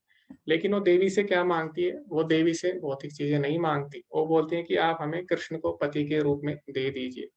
तो इस प्रकार वो भगवान को माँगती हैं। तो हमें भी उनसे सीखना चाहिए। ऐसा नहीं है कि हम देवी-देवताओं के पास ना जाएँ, ऐसा नहीं है। हमें उनके पास जाना चाहिए, उनको प्रणाम करना चाहिए, उनका आदर करना चाहिए, क्योंकि वो भी भगवान के भक्त हैं। लेकिन उनसे हमें भौतिक लाभ नहीं माँगना चाहिए। तो कोई सोचे, आपके पास अगर कोई व्यक्ति आता है और 2 तरह के आपके पास व्यक्ति आते हैं। एक तो ऐसे ही आपसे मिलने आता है, आपके हाल-चाल पूछते हैं, आपसे अच्छे से बात करते हैं, ठीक है? तो आपको कितना अच्छा लगेगा। लेकिन वही व्यक्ति लास्ट में आपसे बोले, आपके हाल-चाल पूछे, आपसे बात-वात करे, लेकिन लास्ट में वो बोल दे कि आप मुझे थोड़ा पैसे देंगे, तो आपको अच्छा लगेगा? आपको लगेगा कि ये व्यक्ति पैसे के लिए आया था मेरे पास, तभी ये मेरे हाल-चाल पूछ रहा था। तो आपको सही नहीं लगेगा, लेकिन आपको क्या करें, आपको कभी आपको देना ही पड़ेगा मजबूरी में। क्यों? क्योंकि उसने आपकी तारीफ़ इतनी ज़्यादा कर दी, ठीक है? इसी प्रकार हम देवी-देवताओं के पास जाते हैं, वो भी नहीं चाहते कि हम भौतिक लाभ से उनके पास जाएँ, लेकिन उनको देना ही पड़ता है। लेकिन भगवान ऐसा नहीं करते, क्योंकि भगवान क्या है? भगवान हमारे पिता हैं और पिता कभी भी गलत चीज़ नहीं देते बच्चे को, चाहे वो कितनी ही जिद करे। इसीलिए असुर लोग जाते नहीं है भगवान के पास, उन्हें पता है हम लोग गलत काम करने वाले हैं और भगवान देंगे नहीं वो चीज़, तो जाते नहीं कभी भी। इसीलिए वो देवी-देवताओं के पास चल लेते हैं। तो भगवान बोलते हैं इसीलिए कुछ लोग मेरी शरण में नहीं आते। अब भगवान आगे क्या बोलते हैं? चातुर्वर्ण्यम मया सृष्टम गुण कर्म विभागशः तस्य कर्तारमपि मां विद्य कर्तारम अव्ययम्। प्रकृति के 3 गुणों और उनसे संबंध कर्म के अनुसार मेरे द्वारा मानव समाज के 4 विभाग रचे गए हैं। यद्यपि मैं इस व्यवस्था का सृष्टा हूँ, किंतु यह जान लो कि मैं इतने पर भी अव्यय करता हूँ। तो इस श्लोक में बता रहे हैं भगवान के जो 4 वर्ण हैं वो मेरे द्वारा बनाए गए हैं। तो अच्छा, अब कई लोग बोलेंगे, अच्छा तो ये जो आजकल चल रहा है जात-पात का जो सिस्टम चलता है, तो ये भगवान ने ही बनाया है। अच्छा, तो अब हम भगवत गीता नहीं पढ़ेंगे, क्योंकि भगवान ऐसा कैसे कर सकते हैं? भगवान ने तो बहुत गलत किया है। लेकिन हमें पूरा पढ़ना होगा और जब हम भगवत गीता पढ़ते हैं तो हमारे बहुत जो पहले की शंकाएँ हैं वो दूर हो जाती हैं। तो भगवान इसमें क्या बोल रहे हैं कि 4 वर्ण मेरे द्वारा बनाए गए हैं, लेकिन कैसे बनाए गए हैं? गुण, कर्म, विभागशः। भगवान बोलते हैं जो 4 वर्ण हैं, ब्राह्मण, क्षत्रिय, वैश्य, शूद्र, तो कैसे बनाए गए हैं? गुण और कर्म के अनुसार बनाए गए हैं, ना कि जन्म के अनुसार, ठीक है? तो अगर किसी के अंदर ब्राह्मण वाले गुण हैं, तो वो ब्राह्मण है और ब्राह्मण वाले वो कर्म करता है। अगर किसी के अंदर क्षत्रिय वाले गुण हैं, वो क्षत्रिय वाले कर्म करता है, तो वो क्षत्रिय है। तो इस प्रकार जो हमारे वर्ण हैं 4, वो हमारे गुण और कर्म के अनुसार बनाए गए हैं। तो ऐसा क्यों है? ऐसा क्यों विभाजित किया गया है? ऐसा इसलिए किया गया है कि मान लो अभी मैं बोलता हूँ किसी को क्या बनना है, अगर अभी तो ख़ैर यहाँ पे सब व्यस्क हैं, लेकिन अभी अगर हम यूथ की क्लास में अगर पूछते हैं किसी को क्या बनना है, तो सब लोग अलग-अलग चीज़ें बोलते हैं। कोई बोलता है कि हमें टीचर बनना है, कोई बोलेगा कि हमें आर्मी में जाना है, कोई बोलेगा कि हमें बिज़नेस करना है अपना, और कोई बोलेगा कि हमें नहीं पता हमें क्या करना है। हमारे पास हम इतना इसको गंभीरता से नहीं ले रहे हैं, हमें आप कोई भी सेवा दे दीजिए, हम वो कर लेंगे। तो कई लोग ऐसा बोलेंगे। तो इस तरह 4 तरह के लोग होते हैं, इसी तरह 4 वर्ण भी है। तो जिसका गुण, जिसमें जो गुण है उसके अनुसार वो कर्म करता है, इस अनुसार उसको उस वर्ण का बोला गया है। तो जो 4 वर्ण थे वो गुण और कर्म के अनुसार बनाए गए थे, ना कि जन्म के आधार पर। तो ये हमें भगवत गीता सिखाती है। और एक और चीज़ यहाँ पे भगवान बोलते हैं कि तुम यह जान लो कि मैं इतने पर भी इन सबसे ऊपर हूँ, यानी भगवान इन 4 वर्णों में नहीं आते। तो जो भगवान के भक्त हैं वो भी जब भगवान के अभी क्या है 4 वर्ण हैं, अपने-अपने गुण के अनुसार हम लोग कर्म करेंगे शास्त्रों के अनुसार, तो उससे क्या होगा, हम धीरे-धीरे उस वर्ण से ऊपर उठ जाएँगे और हम चारों वर्णों से ऊपर और तीनों गुणों से ऊपर जब उठ जाते हैं, तो हम भी भगवान की तरह ही, जैसे भगवान 4 गुण और जैसे भगवान 4 वर्ण और 3 गुणों से ऊपर है, वैसे ही जब हम भगवान से जुड़ जाते हैं, तो हम भी 3 गुण और 4 वर्णों से ऊपर उठ जाते हैं। तो ये जो 4 वर्ण है इसीलिए बनाए गए हैं ताकि हम लोग उनके अनुसार, शास्त्रों के अनुसार कौन किसका क्या गुण है उसके अनुसार हम कर्म कर सकें और धीरे-धीरे भगवान से जुड़ सकें। भगवान आगे बोलते हैं, नमाम कर्माणि लिम्पन्ति न मे कर्मफला स्पृहा इति माम यो विजानाति कर्मभिर्नाशा बध्यते। मुझ पर किसी भी कर्म का प्रभाव नहीं पड़ता, ना ही मैं कर्म फल की कामना करता हूँ। जो मेरे संबंध में इस सत्य को जानता है वह कभी भी कर्म में नहीं बनता। तो हमें और भगवान में मैंने आपको बताया था कि एक और अंतर भी है कि हम कर्म के बंधन में हैं, भगवान कर्म के बंधन से परे होते हैं। तो जैसे कि राष्ट्रपति होता है, उसको जब दूसरे देश जाना होता है तो उसको वीजा, पासपोर्ट ये सब दिखाने की आवश्यकता नहीं होती। वो बिना पासपोर्ट, वीजा के भी किसी भी देश जा सकता है। इसी प्रकार भगवान भी है। भगवान भी अपने आदि दिव्य रूप में प्रकट हो सकते हैं, अपने माता-पिता चुन सकते हैं, उनको सारी बातें याद रहती हैं। तो उन पे कर्म का बंधन नहीं होता, लेकिन जीवात्मा है, उस पे कर्म का बंधन होता है। तो ये हमें समझना होगा। अभी आगे भगवान बताते हैं, प्राचीन काल में समस्त मुक्त आत्माओं ने मेरी दिव्य प्रकृति को जानकर ही कर्म किया, अतः तुम्हें चाहिए कि उनके पद चिन्हों का अनुसरण करते हुए अपने कर्तव्य का पालन करो।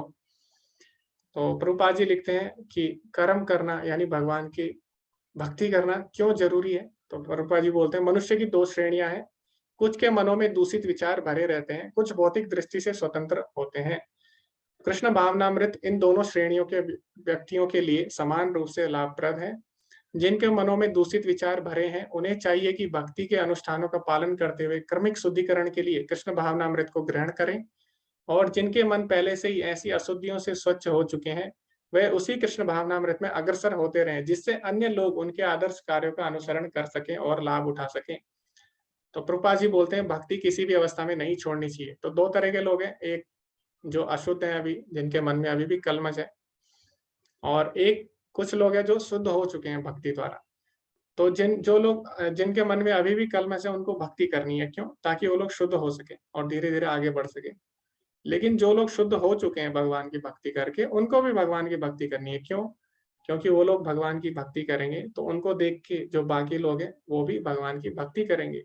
तो भगवान बोलते भी है ना तीसरे अध्याय में, यद्यद् आचरति श्रेष्ठस् तत्तदेव जनाः। तो श्रेष्ठ लोग जैसा करेंगे, बाकी लोग भी उनका अनुसरण करते हैं। जो लोग पहले ही शुद्ध अवस्था में भगवान की भक्ति उन्हें भी करनी चाहिए, ताकि दूसरे लोग भी उनका अनुसरण करें। तो इसीलिए भक्ति सबको ही करनी चाहिए। अभी भगवान बोलते हैं 3 तरह के कर्म होते हैं, जैसे कि हमने कल भी चर्चा की थी और मैंने आपको बताया था। चौथे अध्याय में भगवान बताएंगे 3 तरह के कर्मों के बारे में। तो कौन-कौन से हैं? कर्मणो हि अपि बोद्धव्यम, बोद्धव्यम च विकर्मणः, अकर्मणश्च बोद्धव्यम, गहना कर्मणो गतिः। कर्म की बारीकियों को समझना अत्यंत कठिन है, अतः मनुष्य को चाहिए कि वह यह ठीक से जाने कि कर्म क्या है, विकर्म क्या है और अकर्म क्या है। तो जो कोई भी कार्य है वो 3 तरह का होता है। पहला कर्म, कर्म अर्थात जो हम शास्त्रों के अनुसार कार्य करते हैं या फिर जो हम अच्छे कार्य करते हैं, पुण्य कर्म करते हैं। और जैसे कि यहाँ पे एक कुम्हार है, ये घड़ा बनाता है और ईमानदारी से अपना कार्य करता है, इसको बेचता है। तो ये हो गया कर्म। अभी हो गया विकर्म। तो विकर्म हो गया बिल्कुल ही ऐसे कर्म करना जो कि शास्त्रों में नहीं दिए गए हैं, उसके बिल्कुल ही उल्टा चलना। तो जैसे आप यहाँ पे देख सकते हैं, यहाँ पे क्या लिखा है? नो पार्किंग लिखा है, यहाँ पे गाड़ी नहीं खड़ी करनी। लेकिन यहाँ पे कुछ लोगों ने गाड़ियाँ खड़ी कर दी है। इसी तरह कुछ लोग हैं, शास्त्रों में लिखा रहता है ऐसा नहीं करना, लेकिन वो क्या करते हैं? उसके बिल्कुल उल्टा करते हैं। वही कार्य करते हैं जो शास्त्रों में मना है। तो इस तरह के जो कार्य हैं, पाप कार्य हो गए, उनको विकर्म बोला जाता है। तो ये 2 तरह के कार्य होते हैं, और उसके बाद एक तीसरे तरीके का कार्य भी होता है। तो दोनों के परिणाम होते हैं, दोनों के फल होते हैं, जो कि हमें संसार से बाँधते हैं। हमने बताया था तीसरे अध्याय में। तो इसीलिए एक तीसरे प्रकार का कर्म भी होता है, कार्य भी होता है, उसको हम अकर्म बोलते हैं। अकर्म मतलब जिसका कोई भी फल नहीं होता, जिसकी कोई भी प्रतिक्रिया नहीं आती। तो ना हमें पाप से बाँधता है, ना हमें पुण्य से बाँधता है। तो वो कौन से कर्म हो गए? भक्ति में जो कर्म होते हैं, उनको हम अकर्म बोलते हैं। तो अब भगवान बताते हैं दिव्य ज्ञान की आवश्यकता क्या है और दिव्य ज्ञान कितना महत्वपूर्ण है। कठोर व्रत अंगीकार करके कुछ लोग अपनी संपत्ति का त्याग करके, कुछ कठिन तपस्या द्वारा, कुछ अष्टांग योग पद्धति के अभ्यास द्वारा दिव्य ज्ञान में उन्नति करने के लिए वेदों के अध्ययन द्वारा प्रबुद्ध बनते हैं। तो ज्ञान प्राप्त करने के अलग-अलग विधियां हैं। और कुछ लोग बहुत ही कठिन व्रत करते हैं, तपस्या करते हैं। तो जैसे कि जो ध्रुव महाराज थे, तो जब वो वन में गए, उन्हें पता नहीं लग रहा था कि क्या करना है, क्या नहीं करना है, तो नारद मुनि स्वयं आते हैं और उनको प्रशिक्षण देते हैं। तो जो ध्रुव महाराज थे वो क्या करते हैं, कठिन तपस्या करते हैं, जो दिव्य ज्ञान के लिए वो कठिन तपस्या करते हैं।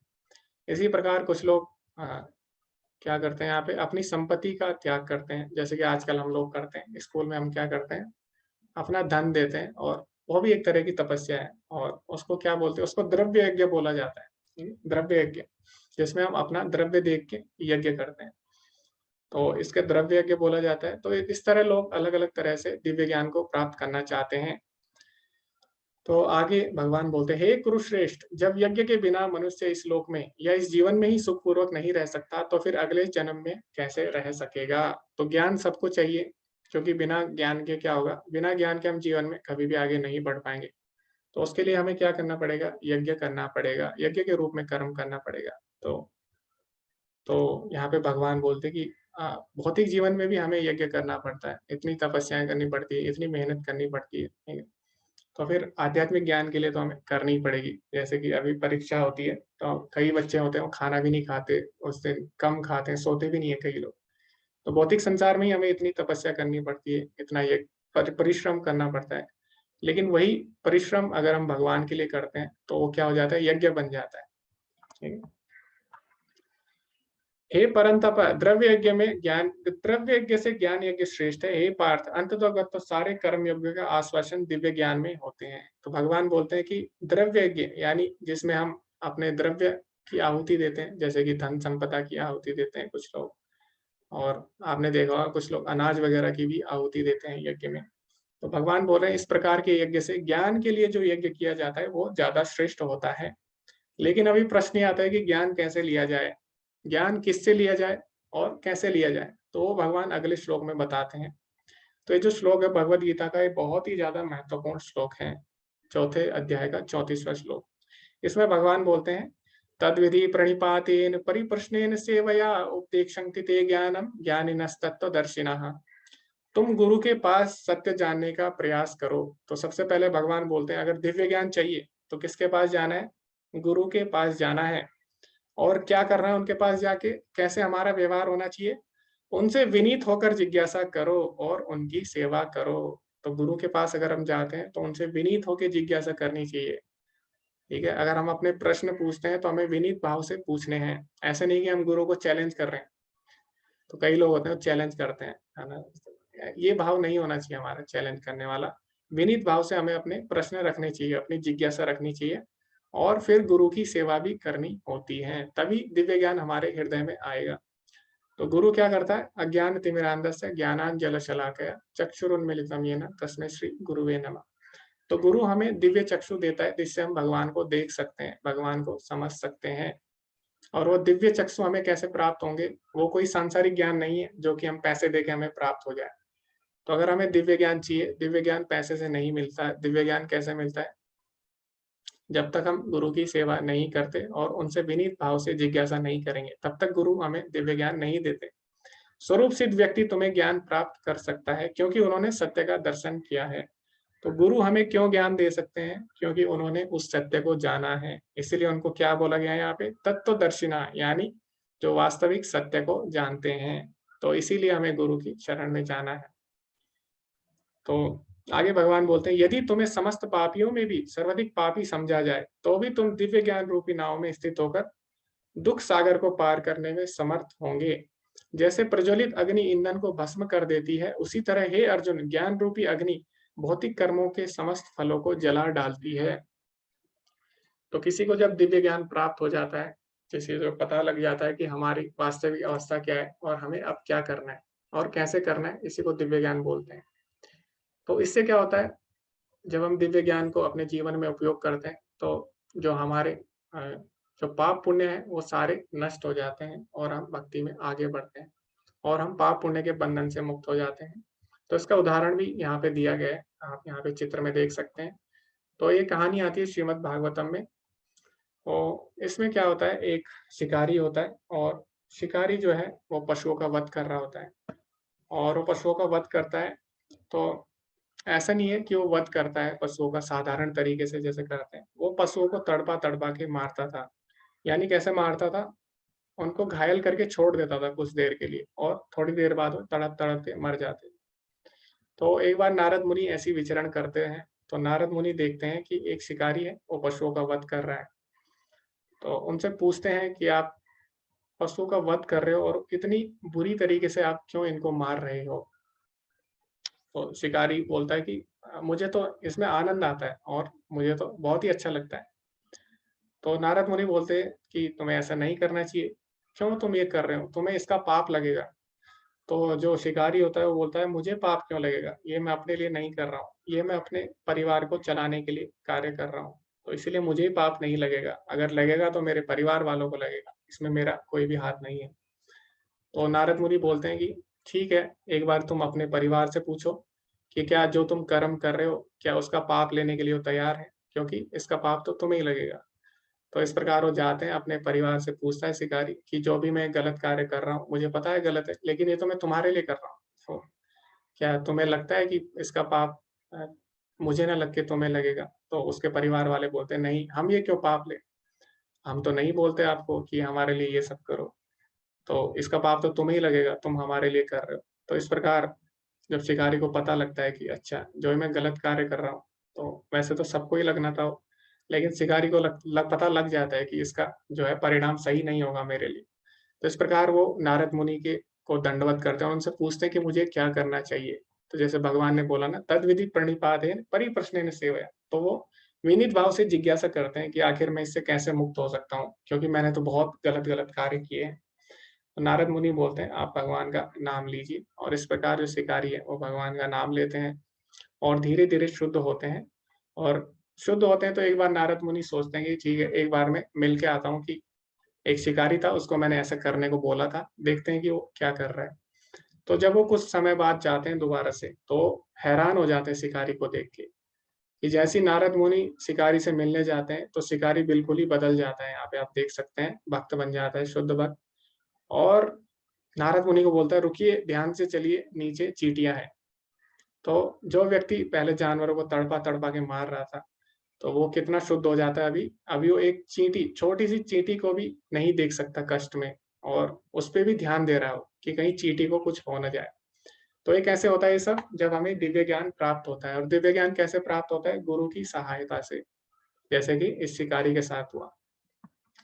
तो भगवान स्वयं गुरु को भेजते हैं हमारे जीवन में, यदि हम सुधरना चाहते हैं। अगर हम इच्छा करते हैं भगवान को पाने की, तो भगवान भी कोई न कोई ऐसी व्यवस्था करते हैं, गुरु को भेजते हैं कि हम भगवान को प्राप्त कर सकें। ऐसा भगवान स्वयं बोलते हैं, तेषां सततयुक्तानां भजतां प्रीतिपूर्वकं ददामि बुद्धियोगं तं येन माम् उपयन्ति ते। भगवान बोलते हैं, जो लोग मेरी भक्ति करना चाहते हैं, उनको मैं बुद्धि देता हूँ कि वो लोग मेरे तक पहुँच सकें। तो ऐसा हमारे जीवन में भी होता है। और जब हम चाहते हैं भगवान से जुड़ना, तो भगवान कोई न कोई व्यवस्था करते हैं, कुछ न कुछ, या तो भगवत गीता के रूप में, या फिर भक्तों के रूप में, या गुरु के रूप में हमारे जीवन में किसी न किसी को भेजते हैं। आगे भगवान बोलते हैं, जो श्रद्धालु दिव्य ज्ञान में समर्पित हैं और जिनकी इंद्रियों को वश में कर लिया है जिन्होंने, वह इस ज्ञान को प्राप्त करने का अधिकारी है, और इसे प्राप्त करते ही वह तुरंत आध्यात्मिक शांति को प्राप्त होता है। जो व्यक्ति अपने कर्म फलों का परित्याग करते हुए भक्ति करता है और जिसके संशय दिव्य ज्ञान द्वारा विनष्ट हो चुके हैं, वही वास्तव में आत्मपरायण है। हे धनंजय, वह कर्मों के बंधन से नहीं बनता। तो इस प्रकार भगवान बोलते हैं, अतएव तुम्हारे हृदय में अज्ञान के कारण जो संशय उठे हैं, उन्हें ज्ञान रूपी शस्त्र से काट डालो। हे भारत, तुम योग से समन्वित होकर खड़े हो और युद्ध करो।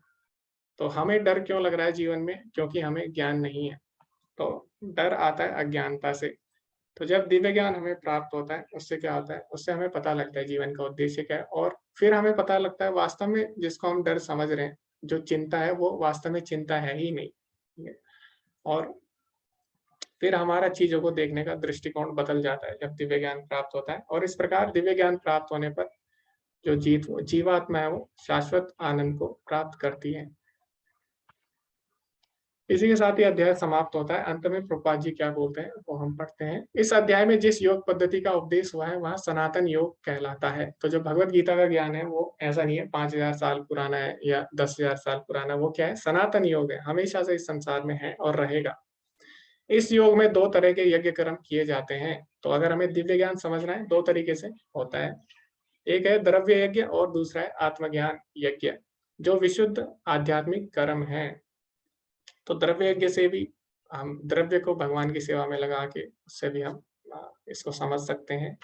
और दूसरा है आत्मज्ञान यज्ञ, अर्थात भगवान की शुद्ध भक्ति करके भी हम आध्यात्मिक ज्ञान प्राप्त कर सकते हैं। यदि आत्म साक्षात्कार के लिए द्रव्य यज्ञ नहीं किया जाता तो ऐसा यज्ञ भौतिक यज्ञ बन जाता है। तो जैसे कि अभी जो हम द्रव्य यज्ञ कर रहे हैं, यानी अपने द्रव्य यज्ञ मतलब होता है अपनी संपत्ति की आहुति देना। तो अगर हम भगवान के लिए नहीं कर रहे हैं, अगर हम जो अपना द्रव्य यज्ञ है, जो अपना परिश्रम है वो भगवान के लिए नहीं कर रहे हैं, तो ऐसा यज्ञ भौतिक बन जाता है। किंतु जब कोई आध्यात्मिक उद्देश्य या भक्ति से ऐसा यज्ञ करता है तो वह पूर्ण यज्ञ होता है। आध्यात्मिक क्रियाएं भी दो प्रकार की होती है, आत्मबोध अर्थात अपने को समझना, और श्री भगवान विषयक सत्य दूसरा है भगवान को समझना, भगवान को और अपने संबंध को समझना।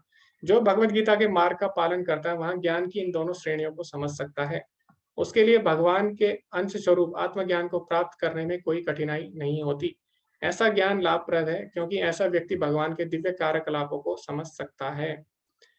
तो भगवान ने बोला कि मेरे जन्म और कर्म दोनों दिव्य हैं और उनको जानना बहुत ही आवश्यक है। लेकिन उनको कौन समझ सकता है भगवान के जन्म और कर्म को, जो कि दिव्य ज्ञान में लगा हुआ है। इसीलिए हमें दिव्य ज्ञान के लिए परिश्रम करना चाहिए। इस अध्याय के प्रारंभ में स्वयं भगवान ने अपने दिव्य कार्यकलापों का वर्णन किया है। जो व्यक्ति गीता के उपदेशों को नहीं समझ सकता वह श्रद्धा विहीन है, और जो भगवान द्वारा उपदेश देने पर भी भगवान के सच्चिदानंद स्वरूप को नहीं समझ सकता, तो यह समझना चाहिए कि वह निपट मूर्ख है। अब सब लोग भगवान के बारे में तरह तरह की बातें करते हैं, लेकिन अभी जो सच है वो हमें कौन बता सकता है? वो हमें स्वयं भगवान बता सकते हैं। क्यों? क्योंकि भगवान को तो देवता भी नहीं समझ पाते। भगवान स्वयं बोलते हैं क्या कि न मे विदुः सुरगणा प्रभवम न महर्षिया, कि मुझे तो देवता भी और बड़े बड़े महर्षि भी नहीं समझ पाते। तो इस तरह अगर हम अपनी बुद्धि से भगवान को समझना चाहें तो बहुत कठिनाई होगी। क्योंकि जैसे हमने देखा ब्रह्म मोहन लीला हुई, उसमें ब्रह्मा जी ने जब देखा कृष्ण ग्वाल बालों का जूठा खा रहे हैं तो वो भी मोहित हो गए। उनको लगा कि भगवान ऐसा कैसे कर सकते हैं। उनको लगा कृष्ण भगवान नहीं हो सकते क्योंकि वो तो जूठा खा रहे हैं अपने मित्रों का। तो भगवान ऐसा थोड़ी ना करेंगे, वो तो अनंत कोटि ब्रह्मांड के स्वामी हैं।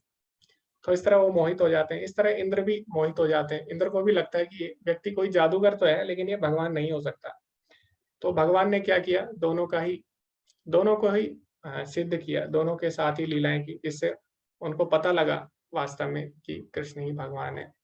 तो हम जब बड़े बड़े देवता, ब्रह्मा जी स्वयं जिनके 4 सिर हैं, 4 बुद्धि हैं, चारों वेदों के ज्ञाता हैं, वो जब भगवान को नहीं समझ पाते, तो हम जो मनुष्य हैं, एक बुद्धि है हमारी और हमें तो कुछ ज्ञान भी नहीं है, तो हम कैसे भगवान को समझ सकते हैं फिर? तो समझ सकते हैं कैसे? भगवान स्वयं बोलते हैं भक्त्या माम अभिजानाति, भक्ति के द्वारा ही मुझे समझा जा सकता है। और भक्ति हमें कैसे करनी है? भक्ति हमें गुरु की शरण में जाके, जैसे कि भगवान ने विधि बताई है, और उनसे दिव्य ज्ञान लेना है, तभी हम अच्छे से भक्ति कर सकेंगे और भगवान को समझ सकेंगे। तो भक्ति में ज्ञान भी ज़रूरी है, ज्ञान भी भक्ति का ही अंश है।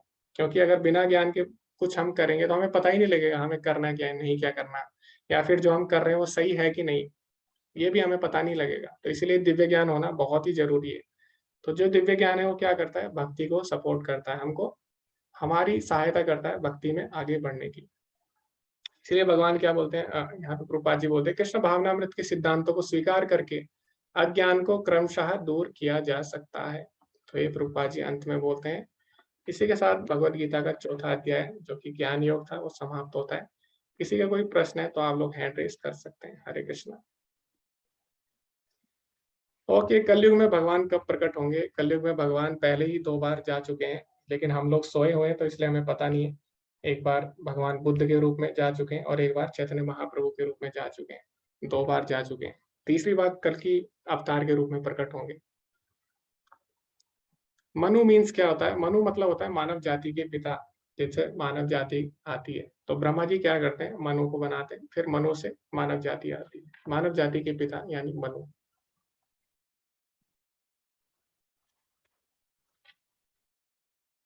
ओके, भगवान और देवता में क्या अंतर है? भगवान में और देवता में यही अंतर है कि देवी देवता का जो पद है वो क्षणिक होता है, कोई भी देवी देवता बन सकता है। तो जो हमारे वेद हैं, वैदिक ग्रंथ है, उसमें भी कुछ विधियां हैं जिससे आप ब्रह्मा का पद भी आप पा सकते हो। तो मैंने बताया था ना आपको, ब्रह्मा जी की आयु 100 वर्ष है। तो जो ब्रह्मा जी है वो भी बदलते रहते हैं, ठीक है। तो यही अंतर है। तो देवी देवता और दूसरा जो देवी देवताओं के लोक भी होते हैं वो भी क्षणिक होते हैं, वो भी भौतिक लोक में ही आते हैं। जैसे स्वर्ग आदि हो गया, वहाँ पे देवता लोग रहते हैं, वो भी भौतिक लोक में ही आता है। और जो आध्यात्मिक जगत है वो भौतिक लोक के परे है। तो भगवान में और देवी देवता में यही अंतर है कि जो भगवान का पद है वो शाश्वत पद है, भगवान का धाम है वो भी शाश्वत है, भगवान का नाम है वो भी शाश्वत है, भगवान के गुण है वो भी शाश्वत है, भगवान की लीलाएं वो भी शाश्वत होती है। इसीलिए भगवान को अच्युत बोला जाता है। अच्युत मतलब वो हमेशा भगवान रहते हैं। तो देवी देवता क्या है, एक उपाधि है, ठीक है। जैसे सूर्य देव है, अभी जो सूर्य देव है उनका नाम क्या है, बेवस्वान।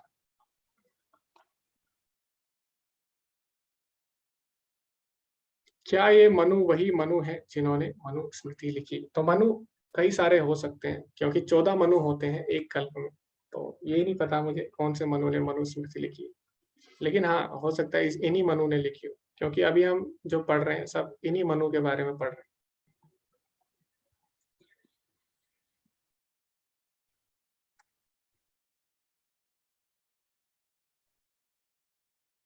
ओके, नवो ज्योति माता जी बोलिए कि अगर कोई भगवान बुद्ध की टीचिंग फॉलो करता है तो क्या वो अपने जीवन का जो अंतिम गोल है उसको प्राप्त कर सकता है? जी, अगर हम श्रीमद् भागवतम पढ़ेंगे तो उसमें बुद्ध क्यों है, उनके भी आने के अलग कारण है, और उस समय जिस चीज की आवश्यकता थी वो उन्होंने बताई। लेकिन अगर हमें पूरी तरह से जानना है अपने ग्रंथों को, तो पूरी तरह अगर हमें जानना है तो हाँ, जो बुद्ध जी ने बताई वो चीजें बहुत ही जरूरी है। उसके बिना तो आगे बढ़ना आवश्यक, आगे हम बढ़ ही नहीं सकते। तो बुद्ध जी ने जो शिक्षा दी वो दी है कि पहले हम इंसान बने, ठीक है। तो सत्य और अहिंसा का उन्होंने मार्ग बताया। तो भक्ति में हम आगे तभी बढ़ पाएंगे जब हम उनकी जो शिक्षाएं उनका भी पालन करेंगे। उनकी शिक्षाएं भी आवश्यक है। तो लेकिन वो हमें इंसान बनाने के लिए, बाकी आगे क्या करना है वो हमें उसके लिए आगे और पढ़ना होगा, वो एक केवल पार्ट है। जिनको पता है भगवान है लेकिन फिर भी वो भगवान के पास नहीं जाते।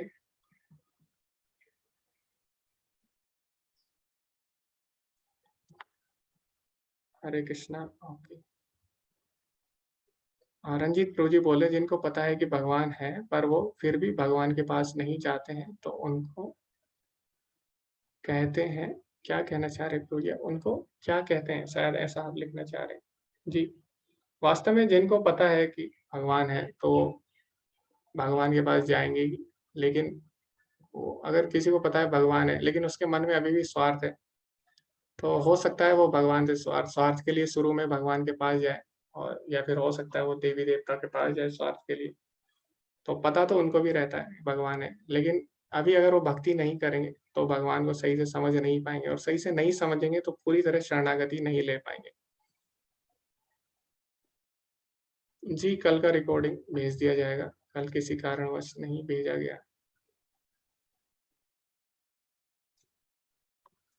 ओके, तो तीन देव की अवधारणा क्या है, क्यों है जी?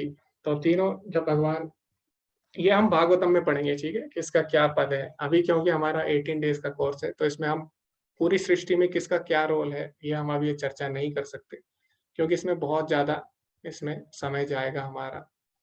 तो इसके ऊपर श्रीमद् भागवतम का एक पूरा कैंटो, एक पूरा स्कंद इसी के ऊपर है कि सृष्टि क्या हुई, किसका कौन सा रोल है, तीन देव का क्या रोल है, और विष्णु है वो किस तरह से अपने आप को विस्तृत करते हैं अलग अलग लोकों में, और अलग अलग रूप, अलग अलग कार्य के लिए उनके अलग अलग भगवान के स्वरूप होते हैं। तो जैसे ब्रह्मा जी है, उनको क्या कार्य मिला गया है, उनको कार्य मिला है कि ये जो भौतिक सृष्टि है, ठीक है, उसमें जो उसकी सृष्टि करना, भौतिक संसार की सृष्टि करना। तो लेकिन वो किसके आदेश पर करते हैं, वो करते हैं भगवान के आदेश पर। तो उनको कार्य मिला है तो किसी ने उनको आदेश दिया है, वो कौन है, भगवान। तो इसी तरह जो विष्णु है वो भी, विष्णु भी एक नहीं है, ठीक है। अगर हम भागवतम पढ़ेंगे तीन तरह के विष्णु होते हैं। तो सबसे पहले महाविष्णु है जो कि जिनसे अनंत कोटि ब्रह्मांड निकलते हैं। उसके बाद गर्भोदक्षाई विष्णु होते हैं, हर ब्रह्मांड में जो विष्णु होते हैं उनको गर्भोदक्षाई विष्णु बोलते हैं, जो फिर ब्रह्मा जी को प्रेरित करते हैं सृष्टि के लिए। और जब ब्रह्मा जी सभी जीवात्माओं की सृष्टि करते हैं उनके भौतिक शरीर की, तो हर भौतिक शरीर में परमात्मा रूप में जो विष्णु जाते हैं उनको हम बोलते हैं क्षीरोदक्षाई विष्णु। तो इस तरह भगवान अपने को विस्तृत करते हैं अलग-अलग रूपों में और अलग-अलग जगह अलग-अलग कार्य होते हैं। तो इसके बारे में हम श्रीमद् भागवतम में पढ़ेंगे, ठीक है? इस पे बहुत ज़्यादा चर्चा हो जाएगी बाद में। हरे कृष्णा सुधीर प्रभु जी। मैं ये जानना चाह रहा था कि एक तो मतलब जब जाप करते हैं तो ये अंगूठे की बगल वाली उंगली क्यों नहीं टच करते, और दूसरा ये जानना चाह रहा था कि ये जो मनुष्य योनि मिलती है कि शायद 84 लाख योनि के बाद, तो उसमें जैसे हम भगवान का कार्य कर रहे हैं, सत्कर्म कर रहे हैं, और मान लीजिए हम पूरा नहीं कर पाए और हमारी मतलब आत्मा निकल गई हमारे शरीर से, तो क्या फिर से उस कार्य को पूरा करने के लिए हमें मनुष्य योनि ही मिल जाएगी? जी, प्रभु जी, धन्यवाद। हरे कृष्णा, बहुत ही अच्छा प्रश्न है। तो पहला जो आपने बताया, वैसे हम दोनों चर्चा कर चुके हैं पिछले अध्याय में। तो पहला आपने बताया इस उँगली को क्यों नहीं टच करते, तो ये उँगली हाँ, है पहले वाली, इसको हाँ, इसको माना जाता है कि ये उँगली दोषारोपण के लिए या फिर अहंकार को प्रदर्शित करती है हमारा। किसी पे हम दोष लगाते हैं, जी, तो ऐसे या फिर हम अपना अहंकार मैं, मेरा ऐसे जब हम करते हैं, तो ये जी, इसीलिए इसको अहंकार का प्रतीक माना जाता है और जब हम जप करते हैं, तो हम अहंकार रहित होकर करते हैं। जी, तो इसीलिए जी, ऐसा कारण बताया गया है शास्त्रों में कि इसीलिए इस उँगली को हम टच नहीं करते जी, जपमाला से।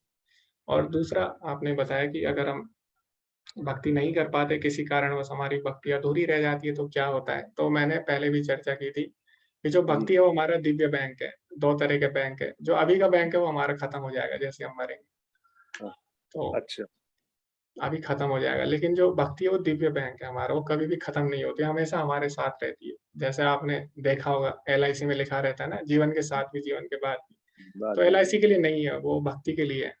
तो एलआईसी तो जीवन के बाद खत्म हो जाएगी जब व्यक्ति चले जाएगा, उसको क्या मतलब उससे। हाँ, लेकिन जो भक्ति है वो उसके साथ रहती है हमेशा, ये भगवान स्वयं बोलते हैं। दूसरे अध्याय में भी भगवान ने बोला, नेहापि कर्मणा स्वस्ति प्रत्यवायो न विद्यते, स्वल्पम अपि यस्य धर्मस्य त्रायते महतोपया। सो स्वल्पम अपि यस्य, यानी इसमें अगर आप थोड़ी भी भक्ति करते हो, तो वो भी हमेशा बनी रहती है। और यही प्रश्न जो आपने किया है अभी छठे अध्याय में, बिल्कुल ज्यों का त्यों प्रश्न अर्जुन करते हैं। अयति श्रद्धयोपेतो जी, योगाच्चलित मानसा अप्राप्य योग संसिद्धिम काम गति कृष्ण गच्छति। तो अर्जुन बोलते हैं कि हे कृष्ण, उनकी गति क्या होती है जिनकी भक्ति किसी कारणवश जो कि इस हाँ, मार्ग में नहीं बढ़ पाए, या तो हो सकता है वो भटक गए बीच में, या फिर हो सकता है उनकी उनको समय नहीं मिल पाया, उनकी आयु जी, पूरी हो गई, ऐसा भी हो सकता है। जी, जी, तो भगवान बोलते हैं, भगवान फिर अगले श्लोक में बोलते हैं, प्राप्य पुण्य कृताम लोकान उस्थिता शाश्वती समा, कि ऐसा व्यक्ति क्या करता है, पुण्य लोकों में जन्म लेता है पहले तो, और फिर क्या करता है उसके बाद, पहले तो जो उसने पुण्य कर्म किए उसका भोग करेगा, उसके बाद उसको जो अगला जन्म मिलता है वो कैसा मिलता हाँ, है, सुचि नाम श्रीमताम गेहे। सुचि नाम यानी पवित्र आत्माओं, यानी भक्तों के घर में उसका जन्म होता है, जिससे अच्छा, कि अपनी भक्ति वो कंटिन्यू कर पाए पिछले जन्म की, और इस जन्म में जल्दी वो आगे बढ़ पाए, इसीलिए उसको ऐसा वातावरण भगवान देते हैं अगले जन्म में कि उसकी तो भक्ति इस जन्म में पूरी हो जाए। मनुष्य योनि में ही जन्म हो जाएगा उसका। जी, जी, जी, प्रभु जी। जी, धन्यवाद प्रभु जी, बहुत-बहुत धन्यवाद। जी, हरे कृष्ण। हरे कृष्ण। तो तो हम भले ही भूल जाएँ कि हमने भक्ति की थी, एक समय बाद ऐसा हो सकता है कि हम लोग भूल जाएँ कि हमने कुछ किया था भगवान के लिए, या हम लोग गलत कार्य करने लग जाएँ। लेकिन भगवान कभी भी भक्ति भक्ति अगर आपने भगवान की है, भगवान कभी नहीं भूलेंगे, तो भगवान हमेशा याद रखते हैं। तो कभी न कभी भगवान ऐसी व्यवस्था करेंगे आपके लिए कि आपकी जो भक्ति छूट गई थी किसी कारणवश, वो आप पूरी कर पाओ। तो भगवान आपको ऐसे परिवार में जन्म देंगे, जहाँ पे या तो लोग भक्त हों, या फिर ऐसी जगह जन्म देंगे, ऐसा वातावरण उत्पन्न करेंगे कि आप भक्ति कर पाएँ, या आप आपकी भक्तों से भेंट हो जाए। जी, हरे कृष्णा सुलता माता जी। हरे कृष्ण प्रभु जी। हुँ, मुझे आज दो प्रश्न थे। पहले तो एक, जैसे मैं गीता में क्या है ये जानने के लिए क्लास शुरू की थी, तो ये क्या भक्ति है या मेरा जानने का इच्छा है? और दूसरी बात, जैसे आपने बोल रहे थे ना, मुझे जो हरे कृष्ण नाम है ये सुनने में बहुत आनंद आते हैं, या आपके जो क्लास करती हूँ मैं इसमें भी बहुत आनंद आते हैं। पूरे दिन मुझे ऐसे लगता है सुबह हो गए, जब होंगे तो मैं फिर से क्लास कर पाऊंगी। बट जी। मेरा एग्जाम है कुछ दिन में, तो ये क्या सही है अभी? जैसे मैं मेरी और दोस्त हाँ लोगों को भी बोल चुकी, तो उन लोग कहते थे नहीं अभी तो पढ़ाई करना है, लेकिन मुझे जी कितना भी क्लास रहते हैं और पढ़ाई भी है, फिर भी मैं सुबह उठ कर वेट करती हूँ कब शुरू जी होंगे क्लास, कब शुरू जी होंगे। जी। तो तो मैं वास्तव में जी जी डिसाइड नहीं कर पा रही हूँ। जी, तो वास्तव में क्या है कि भक्ति हमें हमेशा करनी है, जैसे कि हमने पहले भी बताया, भक्ति गंभीर सब्जेक्ट है। भक्ति ऐसा विषय है जो हम अभी सांसारिक पढ़ाई करते हैं, ठीक है, उसमें भी हमें ध्यान देना है, लेकिन तो भक्ति को हमें गंभीरता से लेना ही चाहिए, चाहे कोई भी समय है, क्योंकि हमें नहीं पता हमारे पास कितना समय है। और जैसे कि परीक्षित महाराज के पास 7 दिन थे, तो उन्होंने कुछ नहीं किया। उन्होंने ये नहीं सोचा मेरे राजपाट का क्या होगा, मेरे इसका क्या होगा, उसका क्या होगा। उन्होंने केवल गंभीरता से भगवान की कथा सुनी।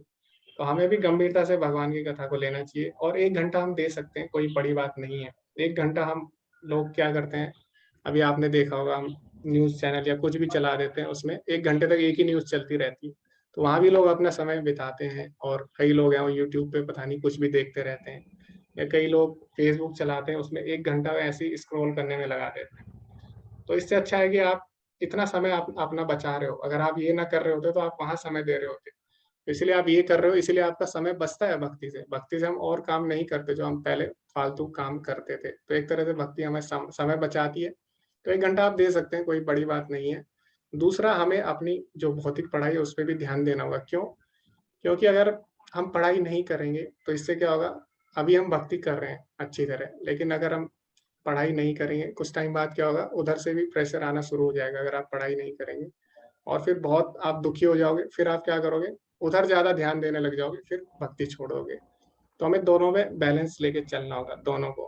क्योंकि अगर हमारा भौतिक जीवन में कुछ समस्या आती है, तो अभी हम इतने शुद्ध भक्त नहीं है कि हमारे भौतिक जीवन में समस्या आई फिर भी हम भक्ति में लगे हुए हैं, तो अभी हम इतने शुद्ध नहीं हुए। तो इसलिए हमें दोनों को लेके चलना होगा प्रारंभ में, ठीक है। तो आप पढ़ाई पे भी ध्यान दीजिए माता जी, और 1 घंटा जी काफी है भक्ति के लिए। अभी आरंभ कर रहे हैं, और 1 माला हरे कृष्ण महामंत्र का आप जप करिए। जी, और एक प्रश्न जो बताई मैंने, जो जो गीता में जानने के लिए जिसमें क्या है कैसे है, तो ये जानने मैं एक बार पढ़ भी चुकी है, लेकिन मुझे इतना समझ में नहीं आए थे, तो जानने के लिए फिर से मैं जी, आपसे भगवत सुन गीता रही में तो क्या है, तो तो भगवत गीता हाँ, में जो ये भक्ति है बस, या जानने का भगवत इच्छा गीता है। में 5 चीजें हैं, 5 चीजों के बारे में बताती है। तो ये हमने पहले दिन भी चर्चा की थी। तो भगवत गीता हमें बताती है भगवान के बारे में, भगवत गीता हमें बताती है हमारे बारे में, आत्मा के बारे में बताती है। भगवत गीता हमें बताती है कर्म के सिद्धांत के बारे में। भगवत गीता हमें बताती है काल के सिद्धांत के बारे में। और भगवत गीता हमें बताती है प्रकृति की जो संसार के नियम है वो कैसे चल रहे हैं, कौन से गुण के अनुसार कौन सा नियम चल रहा है। तो भगवत गीता बहुत सारी चीजें बताती है, लेकिन सबका सार क्या है, सबका निचोड़ है भक्ति। तो भगवत गीता का सार भक्ति है, लेकिन ऐसा नहीं है भगवत गीता केवल भक्ति बता रही। जैसे हमने देखा अभी, भगवत गीता हमें मैनेजमेंट भी बताती है, ठीक है, अभी की कैसे हमें लीडरशिप क्वालिटी कैसे होनी चाहिए, यदि आचरति श्रेष्ठ। तो जो लीडर होता है उसे सही आचरण करना चाहिए। भगवत गीता में साइकोलॉजी भी बता रही है ना, ध्याय तो विषयान पुंसा, मैंने बताया था ना आपको 8 स्टेजेस जो होती है गलत कार्य की, वो साइकोलॉजी भी बताती है। भगवत गीता में विज्ञान भी बताती है। भगवत गीता हमें बताती है कि हमारा खाना पीना कैसे होना चाहिए, वो हम आगे पढ़ेंगे, कौन से गुण में कौन सा खाना आता है, उससे क्या बीमारियां, कैसे बीमारियां होती है, क्या होता है, वो भी भगवत गीता हमें बताती है। हमारी जो डेली लाइफ कैसे होनी चाहिए, उसमें डिसिप्लिन होना चाहिए, ये भी भगवान बताते हैं, ठीक है। युक्त आहार विहारस्य युक्त चेष्टस्य कर्मसु। तो ऐसा नहीं है भगवत गीता केवल भक्ति बता रही है, लेकिन ये सब चीजें बता क्यों रहे हैं भगवान, ताकि हम भक्ति अच्छे से कर सकें। तो भगवत गीता में बहुत सारी चीजें हैं, सब कुछ है, लेकिन सबका एसेंस, सबका निचोड़ क्या है, भक्ति है, ठीक है माता जी। ठीक है। जी, हरे कृष्णा। हरे ओके, तो अभी हम चैट में भी पढ़ लेते हैं। जी, हरे कृष्णा। ओके, तो शंकर प्रभु जी बोल रहे हैं क्या शिव जी भगवान है? जी, तो जब जब जो सदाशिव हैं, और वो भी विष्णु तत्व है, लेकिन जब वो एक्सपेंड करते हैं ब्रह्मा विष्णु और महेश में, हर लोक में एक ब्रह्मा विष्णु महेश होते हैं, ठीक है। तो वो जो है वो शिव तत्व अलग है, और जो सदाशिव है वो विष्णु तत्व है।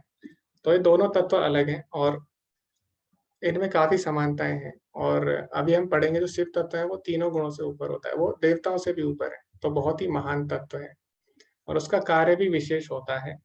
तो ब्रह्म संहिता में क्या बोला गया है? क्षीरम यथा दधि विकार विशेष योगात् संजायते नाही तथा प्रत्यगस्ति हेतु।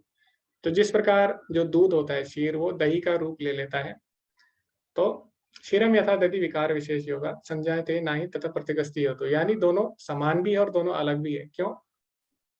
क्योंकि अगर आपका पेट खराब है तो आप दूध नहीं पी सकते, तब आपको क्या करना होगा? दही आपको पीनी होगी, ठीक है? आप दूध नहीं पी सकते, लेकिन है तो दोनों सेम ही, क्योंकि है तो तत्व तो एक भी और अलग भी है, ठीक है? तो दोनों का कार्य अलग अलग होता है। यह सम्भुताम अभी तथा समूपेति कार्यात्। तो इसी प्रकार भगवान शिव जी हैं, वो भी विशेष कार्य के लिए विस्तृत होते हैं, उनका भी अलग कार्य है, ठीक? तो ऐसा ब्रह्म संहिता में बोला गया है।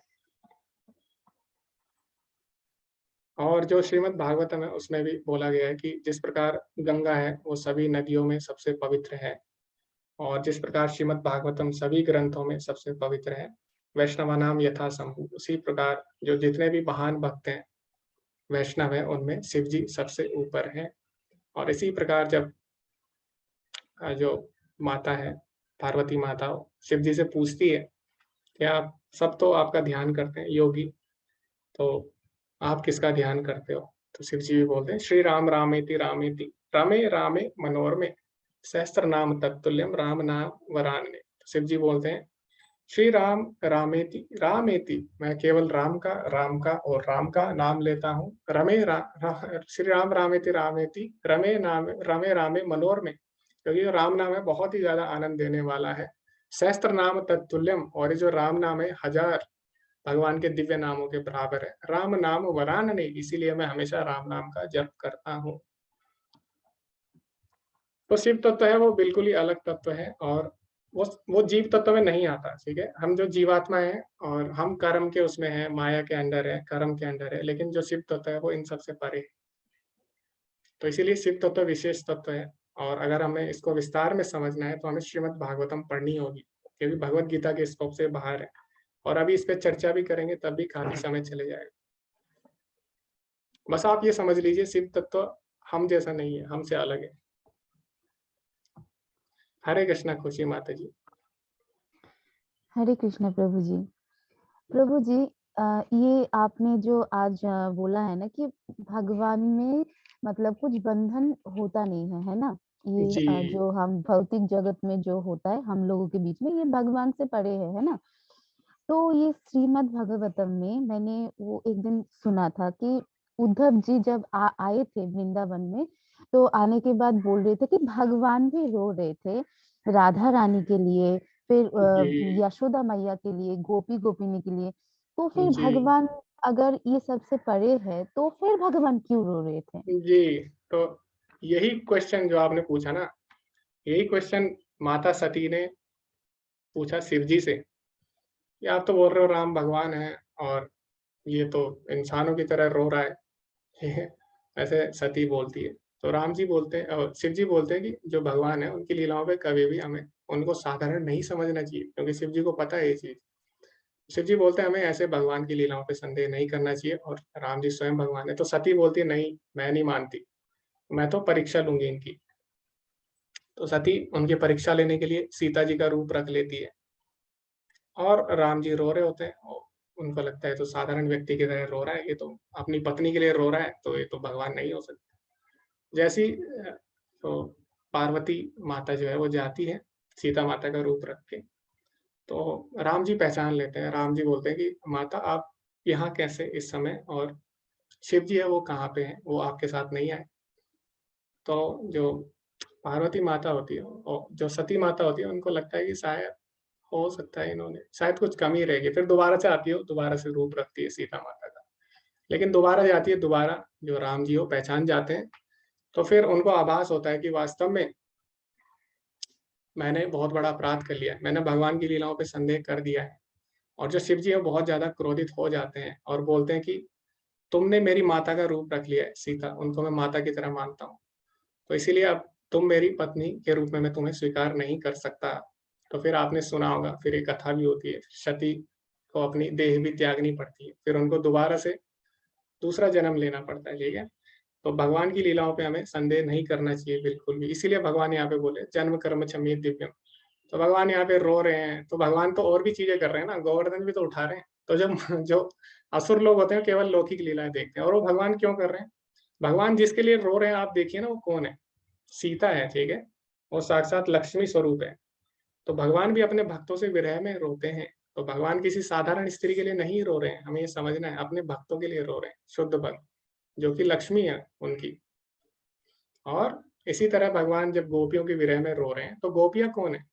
गोपी लक्ष्मियों का ही विस्तार है। लक्ष्मी सहस्त्र शत संभ्रमम सेव्यमानम, हजारों लक्ष्मियां जो भगवान की सेवाएं कर रही हैं भगवान के धाम में, कौन है? गोपियां हैं। तो वो भी लक्ष्मी स्वरूप है और भगवान की शुद्ध भक्त हैं। भक्तों में भी अगर भक्त हैं तो वो कौन है? गोपियां हैं। तो भगवान किसी साधारण उसके लिए, स्त्री के लिए, साधारण लड़की के लिए ऐसे रो रहे हैं, हमें बाहर से लग रहा है, क्योंकि हम भगवान की लीलाओं को भी समझ नहीं पाए। तो इसीलिए भगवान बोलते हैं एवं यो वेति तत्वतः, जो मेरी लीलाओं को तत्वतः यानी वास्तव में जानता है, वो जन्म मरण में नहीं फंसेगा कभी भी। और जो भगवान की लीलाओं पे शक करता है, संदेह करता है, तो उसके साथ क्या होता है ये भी हमें अभी पता लग ही गया, ठीक है। इसलिए हमें भगवान की लीलाओं को तत्वतः समझना है, भक्तों से समझना है और गुरु से समझना है, और शास्त्रों में जो वास्तविक रूप में दिया है उससे समझना होगा। ठीक है माता जी, हरे कृष्णा। आपको समझ में आ गया होगा? हाँ हाँ हाँ हाँ, जी धन्यवाद। और एक जी माता जी, एक और प्रश्न था आपका। हाँ हाँ, हरे कृष्ण प्रभु जी।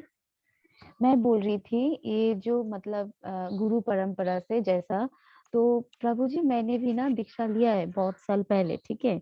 लेकिन मतलब मैं मतलब निंदा नहीं कर रही हूँ, मैं आपको जस्ट बोल रही हूँ कि मतलब क्या हो रहा है कि जो मैं दीक्षा लिया है बहुत साल पहले, तो मैं सिर्फ गुरु को ही मतलब कोई कोई बोलता है ना कि अगर हम भगवान का पूजा ना करके सिर्फ गुरु का पूजा करते तो गुरु, हम तो गुरु को भगवान मान सकते हैं ना, लेकिन हम कैसे मतलब वो गुरुदेव अगर मतलब हमको कृष्णमयी मतलब कृष्ण प्रेम ना सिखाया है, या तो हम सिर्फ गुरुदेव गुरुदेव करते, तो हम कैसे मतलब कृष्ण की ओर जा पाएंगे? जी, तो आपके जो गुरु है पता नहीं मुझे कौन है और कौन से संप्रदाय से आपने ली है दीक्षा, ये भी मेरे को नहीं पता। मैं लेकिन अगर नाम बोलूं प्रभु जी? नहीं नहीं, आप बस ये देखिए, अगर वो प्रमाणिक संप्रदाय में नहीं आते हैं तो आप दीक्षा ले सकते हैं किसी प्रमाणिक संप्रदाय में, और गुरु मतलब का वो काम हम ही है कैसे पता भगवान के कर बारे में सकते हैं बताना। प्रभु जी? आप उनसे पूछिए ना। नहीं, उनसे गुरुदेव तो अभी नहीं है। नहीं है वो तो, जो उनके शिष्य होंगे उनसे पूछिए, आप उनसे पता करिए। तो मैंने पूछा था, पूछा था तो मतलब थोड़ा बहुत मुझे डांट मिला, बोल रहे थे कि ये संदेह करना ठीक नहीं है, क्योंकि ये तो मैंने पूछा था कि जो ये हमने दीक्षा लिया है तो ये हमारा कृष्ण मत का है या फिर राधा मत का है, तो बोल रहा है कि ये कोई भी मत का नहीं है, ये गुरुदेव तो गुरुदेव ही है, तो ये गुरुदेव के ऊपर संदेह नहीं करना चाहिए। तो मैंने छोड़ दिया तब से। तो आज जब ये बारे में बात आया तो जी हमें ऐसा लगा कि कृष्ण के पास हम तभी जा सकते जब हम गुरु पकड़ेंगे, लेकिन जो मैंने दीक्षा लिया है तो इसमें कभी भी मैंने, मेरे गुरु का बहुत सारा बुक्स है, लेकिन मतलब उसमें भी लिखा हुआ है कि लाइफ में कैसे आगे बढ़ना चाहिए, लाइफ में कैसे अच्छी तरीके से रहना चाहिए, लेकिन कृष्ण मतलब मैं जो कह रही हूँ प्रभु जी, आप समझ रहे हो ना, मतलब जी जी जी जो कृष्ण प्रेम, जो कृष्ण का वे है, वो हम कैसे जा पाएंगे? तो ये तो जी हम सुन सुन के मुझे ऐसा लगा कि मेरा भगवान एक ही है, कृष्ण है, ये सुन सुन के मेरा ये हुआ, लेकिन ऐसा नहीं है कि मैं गुरु का हाथ पकड़ के मैंने ये मेरा कृष्ण प्रेम आया है, जी तो जी ऐसा नहीं है। जी जी जी माता जी। तो चैतन्य चरितामृत है, उसमें बोला गया जय कृष्ण तत्व बोले से ही गुरु है। तो जो भगवान कृष्ण की बात करता है और हमें रास्ता दिखाता है उन तक पहुंचने का, वही गुरु होता है। क्योंकि परंपरा किससे आरंभ हो रही है? भगवान श्री कृष्ण से। तो अगर गुरु हमें वहीं तक नहीं ले जा पा रहा है, भगवान तक, तो वो वास्तव में गुरु नहीं है। और जो चार प्रमाणिक संप्रदाय हैं सभी इस पर चर्चा करते हैं और सभी का मुख्य उद्देश्य वही है कि हमें भगवत प्राप्ति हो। लेकिन इसके अलावा अगर कोई और बात करता है तो फिर वो गुरु नहीं हो सकता। और जो चार प्रमाणिक संप्रदाय में दीक्षित हैं उनको गुरु नहीं बदलने चाहिए, क्योंकि जो चार प्रमाणिक संप्रदाय वो प्रमाणिक है। तो लेकिन जो इससे अलग है वो लोग ले सकते हैं। चार जो प्रमाणिक संप्रदाय है वो किसी में भी दीक्षा ले सकते हैं। दीक्षा का अर्थ होता है दिव्य चक्षु। तो गुरु हमें क्या करता है, दिव्य चक्षु देता है जिससे हम भगवान को देख सकें। उसके लिए उनकी सेवा करनी चाहिए, उनसे प्रश्न करने चाहिए।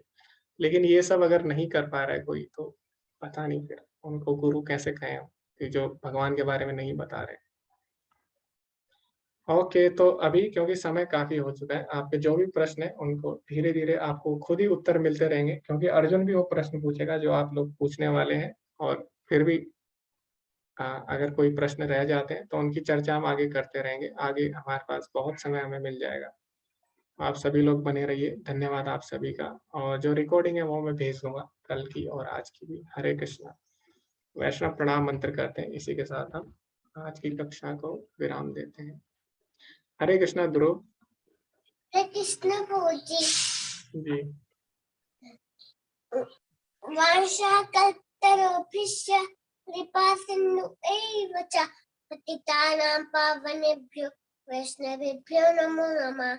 अनंत कोटि वैष्णववृंद की जय। जय। श्री प्रभुपाद जी की जय। हरे कृष्ण प्रभु जी। हरे कृष्णा। धन्यवाद सभी का। हरे कृष्णा।